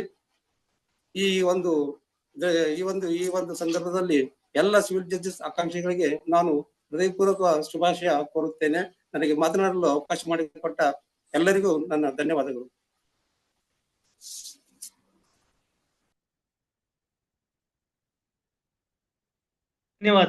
ಧನ್ಯವಾದಗಳು ಸರ್. ಬಹಳ ಅದ್ಭುತವಾಗಿ ಹೇಳಿದ್ರಿ. ಡಿಟರ್ಮಿನೇಷನ್, ಡೆಡಿಕೇಶನ್, ಡಿಸಿಪ್ಲಿನ್ ಹಾಗೂ ಡಿವೋಷನ್ 4D ಪ್ರಿನ್ಸಿಪಲ್ ಅಂತ ನಾವು ಕರಿತೀವಿ. ಸೊ ಆ 4D ಪ್ರಿನ್ಸಿಪಲ್ ಯಾರು ತಮ್ಮದಾಗಿ ಮಾಡ್ಕೋತಾರೆ ಅವರು ಈ ಯಶಸ್ಸನ್ನ ಕಾಣ್ತಾರೆ ಅಂತ ನಾನು ಹೇಳ್ತಾ, ಕೊನೆಯ ಬಾರಿಗೆ ಈ ಅಂತಿಮವಾಗಿ ನಾವು ಅಂತಿಮ ಕಾರ್ಯಕ್ರಮದ ಅಂತಿಮ ಘಟ್ಟಕ್ಕೆ ನಾವು ಬಂದಿದ್ದೀವಿ. ಈ ಕಾರ್ಯಕ್ರಮದ ಅಂತಿಮ ಘಟ್ಟದಲ್ಲಿ ವಂದನಾರ್ಪಣೆಯನ್ನ ನಮ್ಮ ಗುರುಗಳು ಅಂತಾನು ಹೇಳಿದ್ರು ತಪ್ಪಾಗ್ಲಾರ್ದು. ಈ ಕಾರ್ಯಕ್ರಮದ ಸಾರಥಿ ಅಂತ ಹೇಳಿದ್ರು ತಪ್ಪಾಗ್ಲಾರ್ದು. ಸೊ ಈ ಕಾರ್ಯಕ್ರಮವನ್ನ ಅದ್ಭುತವಾಗಿ ನಡೆಸೋದಕ್ಕೆ ಕಾರಣರಾದಂತಹ ಡಾಕ್ಟರ್ ಬಾಬಾ ಸಾಹೇಬ್ ಜಿನರಾಳ್ಕರ್ ಅವರು ಈ ಕಾರ್ಯಕ್ರಮದ ವಂದನಾರ್ಪಣೆಯನ್ನ ಮಾಡಬೇಕು ಅಂತ ನಾನು ಕೇಳ್ಕೊತಾ ಇದ್ದೀನಿ. ಜೊತೆಗೆ ಈ ಒಂದು ಕಾರ್ಯಕ್ರಮದ ನಿಟ್ಟಿನಲ್ಲಿ ಏನು ಶಿಬಿರಾರ್ಥಿಗಳಿದ್ದಾರೆ, ಸಿವಿಲ್ ನ್ಯಾಯಾಧೀಶರಾಗಬೇಕು ಅಂತ ಆಸೆಯನ್ನ ಪಡ್ತಾ ಇರುವಂತಹ ಆಕಾಂಕ್ಷಿಗಳಿದ್ದಾರೆ, ಸೊ ಹಾಗೂ ಕಿರಿಯ ವಕೀಲರಿದ್ದಾರೆ. ಅವ್ರೆಲ್ರಿಗೂ ಸಹ ಅವ್ರಿಗೆ ಕಿವಿ ಮಾತನ್ನ, ತಮ್ಮ ಸಲಹೆ, ಸೂಕ್ತ ಸಲಹೆಗಳನ್ನ ಮತ್ತು ಕೊಡ್ಬೇಕು ಅಂತ ಹೇಳಿ ಬಾಬಾ ಸಾಹೇಬ್ ಜಿನರಾಳ್ಕರ್ ಸಾಹೇಬ್ರನ್ನ ನಾವು ಬರ್ಮಾಡ್ಕೊಳ್ಳೋಣ. ಧನ್ಯವಾದಗಳು ಸರ್. ಸರ್ ನಮಸ್ತೆ ಸರ್. ನಮಸ್ತೆ ಸರ್. ಸರ್ ತಮ್ದು ಮ್ಯೂಟ್ ಆಗಿದೆ ಸರ್. ಅನ್ಮ್ಯೂಟ್ ಮಾಡ್ಕೊಳ್ಳಿ ಸರ್. ಅನ್ಮ್ಯೂಟ್ ಆಗಿಲ್ಲ ಸರ್. ಎಸ್ ಸರ್ ಮಾತಾಡಿ ಸರ್. ಸರ್ ಎಲ್ರಿಗೂ ನಮಸ್ಕಾರ. ನಮ್ಮ ಕರ್ನಾಟಕ ವಕೀಲರ ಪರಿಷತ್ತಿನ ನೂತನ ಅಧ್ಯಕ್ಷರಾದಂಥ ನನ್ನ ಆತ್ಮೀಯ ಸ್ನೇಹಿತರಂತ ಶ್ರೀ ಮಿಟ್ಟಲ್ಕೋಡ್ ಅವರು ಆಗಲೇ ಆನ್ಲೈನ್ದಲ್ಲಿ ಬಂದಿದ್ರು. ಆಗ ನಮ್ಮ ನ್ಯಾಯಾಧೀಶ ಮಿಟ್ಟಲ್ಕೋಡ್ ಸಾಹೇಬರು ಕೂಡ ಮಾತಾಡಿದ್ರು. ದಯವಿಟ್ಟು ನಮ್ಮ ಕರ್ನಾಟಕ ವಕೀಲರ ಪರಿಷತ್ತಿನ ಅಧ್ಯಕ್ಷರಾದಂಥ ಮಿಟ್ಟಲ್ಕೋಡ್ ಅವರು ಇನ್ನೂ ಆನ್ಲೈನ್ ಅಲ್ಲಿ ಇದ್ರೆ ಅವರಿಗೆ ಒಂದು ಮಾತಾಡ್ಲಿಕ್ಕೆ, ಶುಭಾಶಯ ಕೋರ್ಲಿಕ್ಕೆ ತಾವು ಅವಕಾಶವನ್ನ ಕೊಡಬೇಕು ಅಂತ ನಾನು ಪುರುಷೋತ್ತಮರಲ್ಲಿ ದಯವಿಟ್ಟು ಮಿಟ್ಟಲ್ಕೋಡ್ ಸಾಹೇಬ್ರು, ಕರ್ನಾಟಕ ವಕೀಲ ಪರಿಷತ್ತಿನ ಅಧ್ಯಕ್ಷರಾದಂತಹ ಸಾಹೇಬ್ರು ದಯವಿಟ್ಟು ಮೀಟಿಂಗ್ ನಲ್ಲಿ ಇದ್ರೆ ದಯವಿಟ್ಟು ಬಂದು ಮಾತಾಡಬಹುದು. ಅವ್ರಿಗೆ ಮುಕ್ತ ಅವಕಾಶ ಇದೆ. ಶಿಬಿರಾರ್ಥಿಗಳಿಗೆ ಒಂದು ಬೆಸ್ಟ್ ವಿಶಸ್ ಅನ್ನ ಹೇಳೋದಕ್ಕೆ ಒಂದು ಅವ್ರನ್ನ ಕೇಳ್ಕೊತಾ ಇದೀವಿ ಸರ್. ಮೀಟಿಂಗ್ ಅಲ್ಲಿ ಇದ್ರೆ ದಯವಿಟ್ಟು ಬರ್ಬೇಕು ಸರ್. ಮಿಟ್ಟಲ್ಕೋಡ್ ಸಾಹೇಬ್ರು, ಕರ್ನಾಟಕ ವಕೀಲ ಪರಿಷತ್ತು ಅಧ್ಯಕ್ಷರು ಆದಂತಹ ಮಿಟ್ಟಲ್ಕೋಡ್ ಸಾಹೇಬ್ರು ಮೀಟಿಂಗ್ ನಲ್ಲಿ ಇದ್ರೆ ದಯವಿಟ್ಟು ಬಂದು ಏನು ಶಿಬಿರಾರ್ಥಿಗಳಿದ್ದಾರೆ ಮತ್ತು ಕಿರಿಯ ವಕೀಲರಿದ್ದಾರೆ ಅವ್ರಿಗೆ ತಮ್ಮ ಮಾರ್ಗದರ್ಶನ, ಸೂಕ್ತ ಸಲಹೆ ಹಾಗೂ ಶುಭಾಶಯಗಳನ್ನ ಕೋರ್ಬೇಕು ಅಂತ ವಿನಂತಿಸ್ತಿದ್ದೀವಿ ಸರ್. ಮೀಟಿಂಗ್ ನಿಂದ ಹೊರಗೆ ಇರೋ ತರ ಕಾಣ್ತಾ ಇಲ್ಲ ಸರ್. Okay sir. ಈಗ ಒಬ್ಬ ನಮ್ಮ ಸ್ನೇಹಿತರು ಒಂದು ಕಾಮೆಂಟ್ ಬಾಕ್ಸ್ ನಲ್ಲಿ ಎಸ್ ಸರ್. ನನ್ನ ಪ್ರಶ್ನೆಗೆ ಉತ್ತರನೇ ಹೇಳಿಲ್ಲ ಅಂತಕ್ಕಂಥ ಒಂದು ಮೆಸೇಜ್ ಹಾಕಿದ್ದಾರೆ. Yes sir. ಅದರಿಂದ ಅವ್ರದ್ದು ಏನ್ ಪ್ರಶ್ನೆ ಅಂತ ಕೇಳಿ ನಾವು ಮುಂದುವರಿಯೋದು ಸೂಕ್ತ ಅಂತ ನಾನು ಭಾವಿಸ್ಕೊಂಡಿದ್ದೇನೆ. ಸೂರ್ಯದೇವರು ತಮ್ಮ ಪ್ರಶ್ನೆ ಏನು ಅಂತ ನನಗೆ ಅರ್ಥ ಆಗ್ತಾ ಇಲ್ಲ. ದಯವಿಟ್ಟು ಪ್ರಶ್ನೆಯನ್ನ ಕೇಳಿ. ಸೂರ್ಯದೇವರು ಇದ್ರೆ CJ ಮೇನ್ಸ್ ಎಕ್ಸಾಮ್ ಕ್ಲಿಯರ್ ಆದ್ಮೇಲೆ ಇಂಟರ್ನಲ್ ಪಾಲಿಟಿಕ್ಸ್ ಇರೋದ್ರಿಂದ ವೈವಾವೋಸ್ ನಲ್ಲಿ ತಮ್ಗೆ ಬೇಕಾದವ್ರನ್ನ ಮಾತ್ರ ಸೆಲೆಕ್ಟ್ ಮಾಡ್ತಾರೆ ಅಂತ ವೈವಾವೋಸ್ ಪಾಸ್ ಆಗದೆ ಇರೋರು ನನಗೆ ಹೇಳಿದ್ದಾರೆ. ಇದರ ಬಗ್ಗೆ ತಮ್ಮ ಅಭಿಪ್ರಾಯ ಹೇಳಿ. ಆನರಬಲ್ ರಿಟೈರ್ಡ್ ಜಡ್ಜಸ್ ಮತ್ತು ವೇಕೆನ್ಸಿ ಎಷ್ಟು ಇದೆಯೋ ಅಷ್ಟು ಅಭ್ಯರ್ಥಿಗಳನ್ನ ಸೆಲೆಕ್ಟ್ ಮಾಡಿಕೊಳ್ಳೋದಿಲ್ಲ. ಇದಕ್ಕೆ ಕಾರಣ ಏನು ಸರ್ ಅಂತ ಪ್ರಶ್ನೆ ಕೇಳಿದ್ದಾರೆ ಸರ್. ಇಲ್ಲ, ನಮ್ಮ ನ್ಯಾಯಾಂಗ ಕ್ಷೇತ್ರ ಬಹಳ ಇಂಟಿಗ್ರಿಟಿಯನ್ನು ಹೊಂದಿದೆ. ಸೊ ಆದ್ರಿಂದ ಯಾರು ಮೆರಿಟ್ ಅಲ್ಲಿ ಪಾಸ್ ಆಗಿರ್ತಾರೆ ಮತ್ತು ಯಾರಿಗೆ ಮೆರಿಟ್ ಇದೆ ಅವರಿಗೆ ಖಂಡಿತವಾದಂತ ಅವಕಾಶ ಇದ್ದೇ ಇದೆ.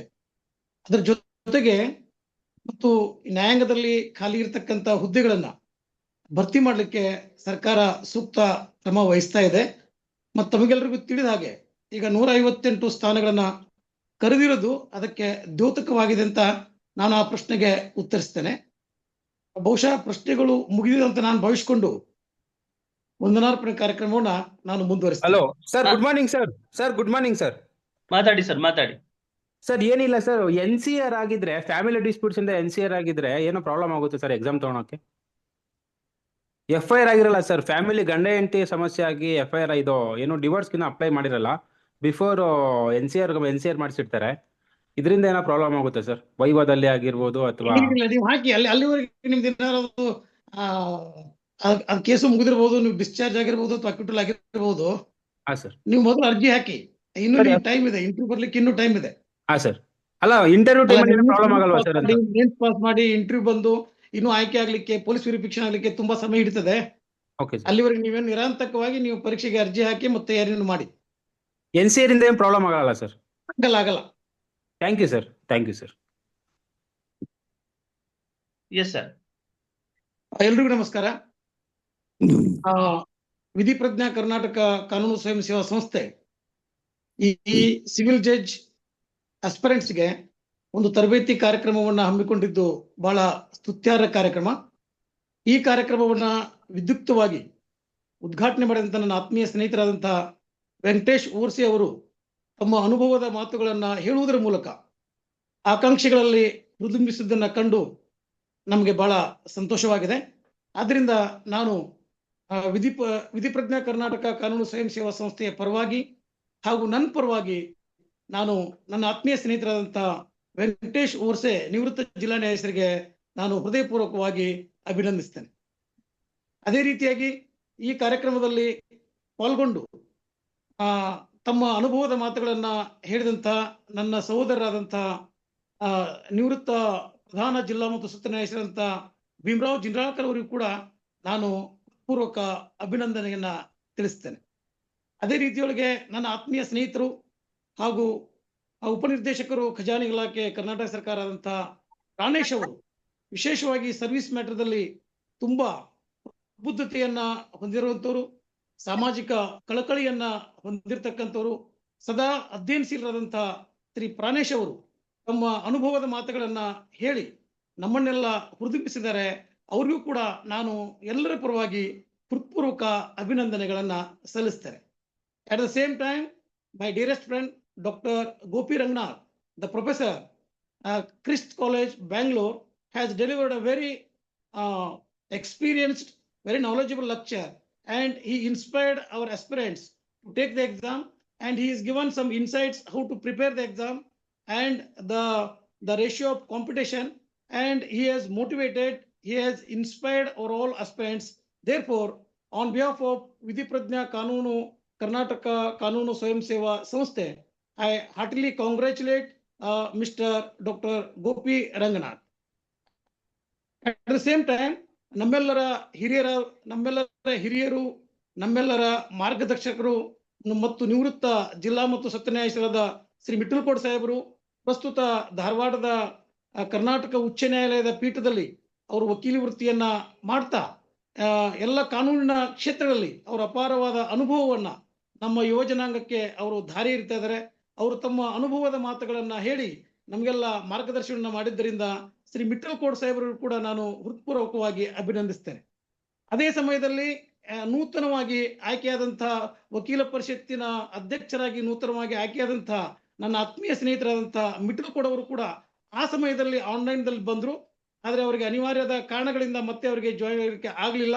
ಅವರು ನಮ್ಮ ಕಾರ್ಯಕ್ರಮವನ್ನ ನಮ್ಮ ಆಮಂತ್ರಣವನ್ನ ಒಪ್ಪಿ ನಮ್ಮ ಕಾರ್ಯಕ್ರಮಕ್ಕೆ ಶುಭ ಹಾರೈಸಿದಂತಹ ವಕೀಲ ಪರಿಷತ್ತಿನ ನೂತನ ಅಧ್ಯಕ್ಷರಾದ ಶ್ರೀ ಮಿಟ್ಟಲ್ ಕೋಡ್ ಅವರು ಕೂಡ ನಾನು ಅಭಿನಂದನೆಯನ್ನ ಸಲ್ಲಿಸ್ತೇನೆ. ಅದರ ಜೊತೆಗೆ ಈ ಕಾರ್ಯಕ್ರಮದ ಘನ ಅಧ್ಯಕ್ಷತೆಯನ್ನ ವಹಿಸಿಕೊಂಡಂತಹ ನನ್ನ ಬ್ಯಾಚ್ಮೇಟ್ ಆದಂತಹ ನನ್ನ ಆತ್ಮೀಯ ಸ್ನೇಹಿತರಾದಂತಹ ನಿವೃತ್ತ ಜಿಲ್ಲಾ ನ್ಯಾಯಾಧೀಶರಾದಂತಹ ಶ್ರೀ ಶರಲ್ ಕುಮಾರ್ ಅವರು ಅಧ್ಯಕ್ಷೀಯ ಭಾಷಣವನ್ನ ಬಹಳ ಅಚ್ಚುಕಟ್ಟಾಗಿ ತಮ್ಮ ಅನುಭವವನ್ನ ಧಾರೆ ಎರೆದು ಈ ಕಾರ್ಯಕ್ರಮವನ್ನ ಸುಂದರಗೊಳಿಸಿದ್ದಕ್ಕಾಗಿ ನಾನು ಶ್ರೀ ಶರಲ್ ಕುಮಾರ್ ಅವರು ಕೂಡ ನಾನು ಹೃತ್ಪೂರ್ವಕವಾಗಿ ಅಭಿನಂದಿಸ್ತೇನೆ. ಅದರ ಜೊತೆಗೆ ಈ ಕಾರ್ಯಕ್ರಮದ ಮುಂಚೂಣಿಯಲ್ಲಿ ಇದ್ದು ತಮ್ಮ ಸಾಮಾಜಿಕ ಕಳಕಳಿಯನ್ನ ಮೆರೆತಕ್ಕಂತಹ ನನ್ನ ಆತ್ಮೀಯ ಒಡನಾಡಿಯಾದಂತಹ ಶ್ರೀ ಪುರುಷೋತ್ತಮ್ ಅವರು ಈ ಕಾರ್ಯಕ್ರಮವನ್ನ ಅಚ್ಚುಕಟ್ಟಾಗಿ ರೂಪಿಸುವಲ್ಲಿ ಬಹಳ ಪ್ರಧಾನ ಪಾತ್ರವನ್ನ ವಹಿಸಿದ್ದಾರೆ. ನಿಮ್ಮೆಲ್ಲರ ಪರವಾಗಿ ನಾನು ಡಾಕ್ಟರ್ ಪುರುಷೋತ್ತಮ್ ಅವರು ಕೂಡ ಹೃತ್ಪೂರ್ವಕ ಅಭಿನಂದನೆಗಳನ್ನ ಸಲ್ಲಿಸ್ತೇನೆ. ಇಷ್ಟೊತ್ತಿಗೂ ತನಕ ನಮ್ಮೆಲ್ಲ ಆಕಾಂಕ್ಷಿಗಳು ನಮ್ಮ ಕಾರ್ಯಕ್ರಮವನ್ನ ಬಹಳ ಗಂಭೀರತೆಯಿಂದ ಶಾಂತ ರೀತಿಯಿಂದ ಆಲಿಸಿ ಇದರ ಪ್ರಯೋಜನವನ್ನ ತಾವು ಪಡೆದುಕೊಂಡಿದ್ದಕ್ಕೆ ತಮ್ಮೆಲ್ಲರಿಗೂ ಹೃತ್ಪೂರ್ವಕವಾಗಿ ವಂದಿಸ್ತಾ ಈ ಮುಂದಿನ ತರಗತಿಗಳ ಪ್ರಯೋಜನವನ್ನ ತಾವೆಲ್ಲ ಪಡೆದುಕೊಳ್ತೀರಿ ಅಂತ ನಾನು ಭಾವಿಸ್ತಾ ಈ ಕಾರ್ಯಕ್ರಮವನ್ನ ಇಲ್ಲಿಗೆ ವಿದ್ಯುಕ್ತವಾಗಿ ಮುಗಿಸ್ತೇವೆ. ಈ ಕಾರ್ಯಕ್ರಮ ಯಶಸ್ವಿಯಾಗಿ ನೆರವೇರಲಿ ಅಂತ ಹಾರೈಸಿದಂತ ನನ್ನ ಅನೇಕ ಜನ ಜಿಲ್ಲಾ ಮತ್ತು ನಿವೃತ್ತ ಜಿಲ್ಲಾ ಮತ್ತು ಸತ್ರ ನ್ಯಾಯಾಧೀಶರು ಎಲ್ಲ ನನ್ನ ಸ್ನೇಹಿತರಿಗೆ ನಾನು ಹೃತ್ಪೂರ್ವಕವಾಗಿ ಅಭಿನಂದಿಸ್ತಾ ಈ ಕಾರ್ಯಕ್ರಮವನ್ನ ಇಲ್ಲಿ ವಿದ್ಯುಕ್ತವಾಗಿ ಮುಕ್ತಾಯಗೊಳಿಸ್ತೇವೆ. ಎಲ್ರಿಗೂ ನಮಸ್ಕಾರ. ಧನ್ಯವಾದಗಳು ಸರ್, ಧನ್ಯವಾದಗಳು. ಸೊ ಈ ಒಂದು ಶಿಬಿರದ ವಿವರಗಳನ್ನ ನಾವು ಎಲ್ಲಾ ಗ್ರೂಪಿನಲ್ಲಿ ಶೇರ್ ಮಾಡಲಾಗುತ್ತೆ. ಸೊ ಯಾವಾಗ ಈ ತರಗತಿಗಳು ನಡೆಯುತ್ತವೆ ಮತ್ತು ಯಾವೆಲ್ಲ ರಿಸೋರ್ಸ್ ಪರ್ಸನ್ಸ್ ಬರ್ತಾರೆ ಅಂತ ಹೇಳಿ, ಸೊ ಅದ್ರ ಬಗ್ಗೆ ನಾವು ಒಂದು ವಿವರವಾದಂತಹ ಟೈಮ್ ಟೇಬಲ್ ಅನ್ನ ನಾವು ಸಹ ಕೊಡ್ಲಿದ್ದೀವಿ. ಸೊ ಅದು ಎಲ್ಲಾ ಗ್ರೂಪ್ಗಳಲ್ಲೂ ಅದು ಸರ್ಕ್ಯುಲೇಟ್ ಆಗ್ತದೆ.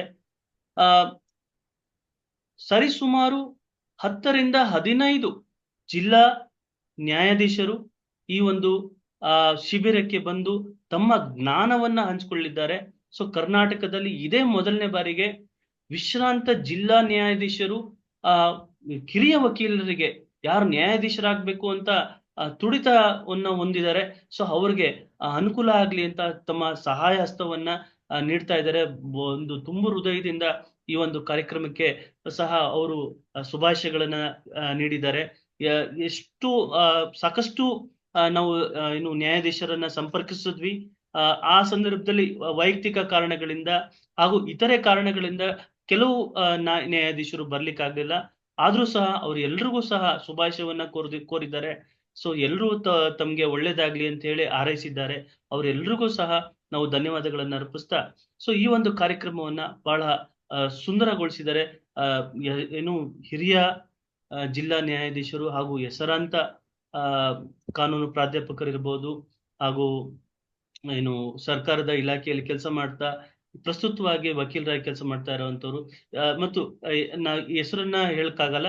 ಸೊ ಎಲ್ಲರೂ ಸಹ ಈ ಒಂದು ಕಾರ್ಯಕ್ರಮಕ್ಕೆ ಬಂದು ಈ ಕಾರ್ಯಕ್ರಮವನ್ನ ಯಶಸ್ವಿಗೊಳಿಸಿದಕ್ಕೆ ಧನ್ಯವಾದಗಳನ್ನ ಅರ್ಪಿಸ್ತಾ ಇದೀವಿ.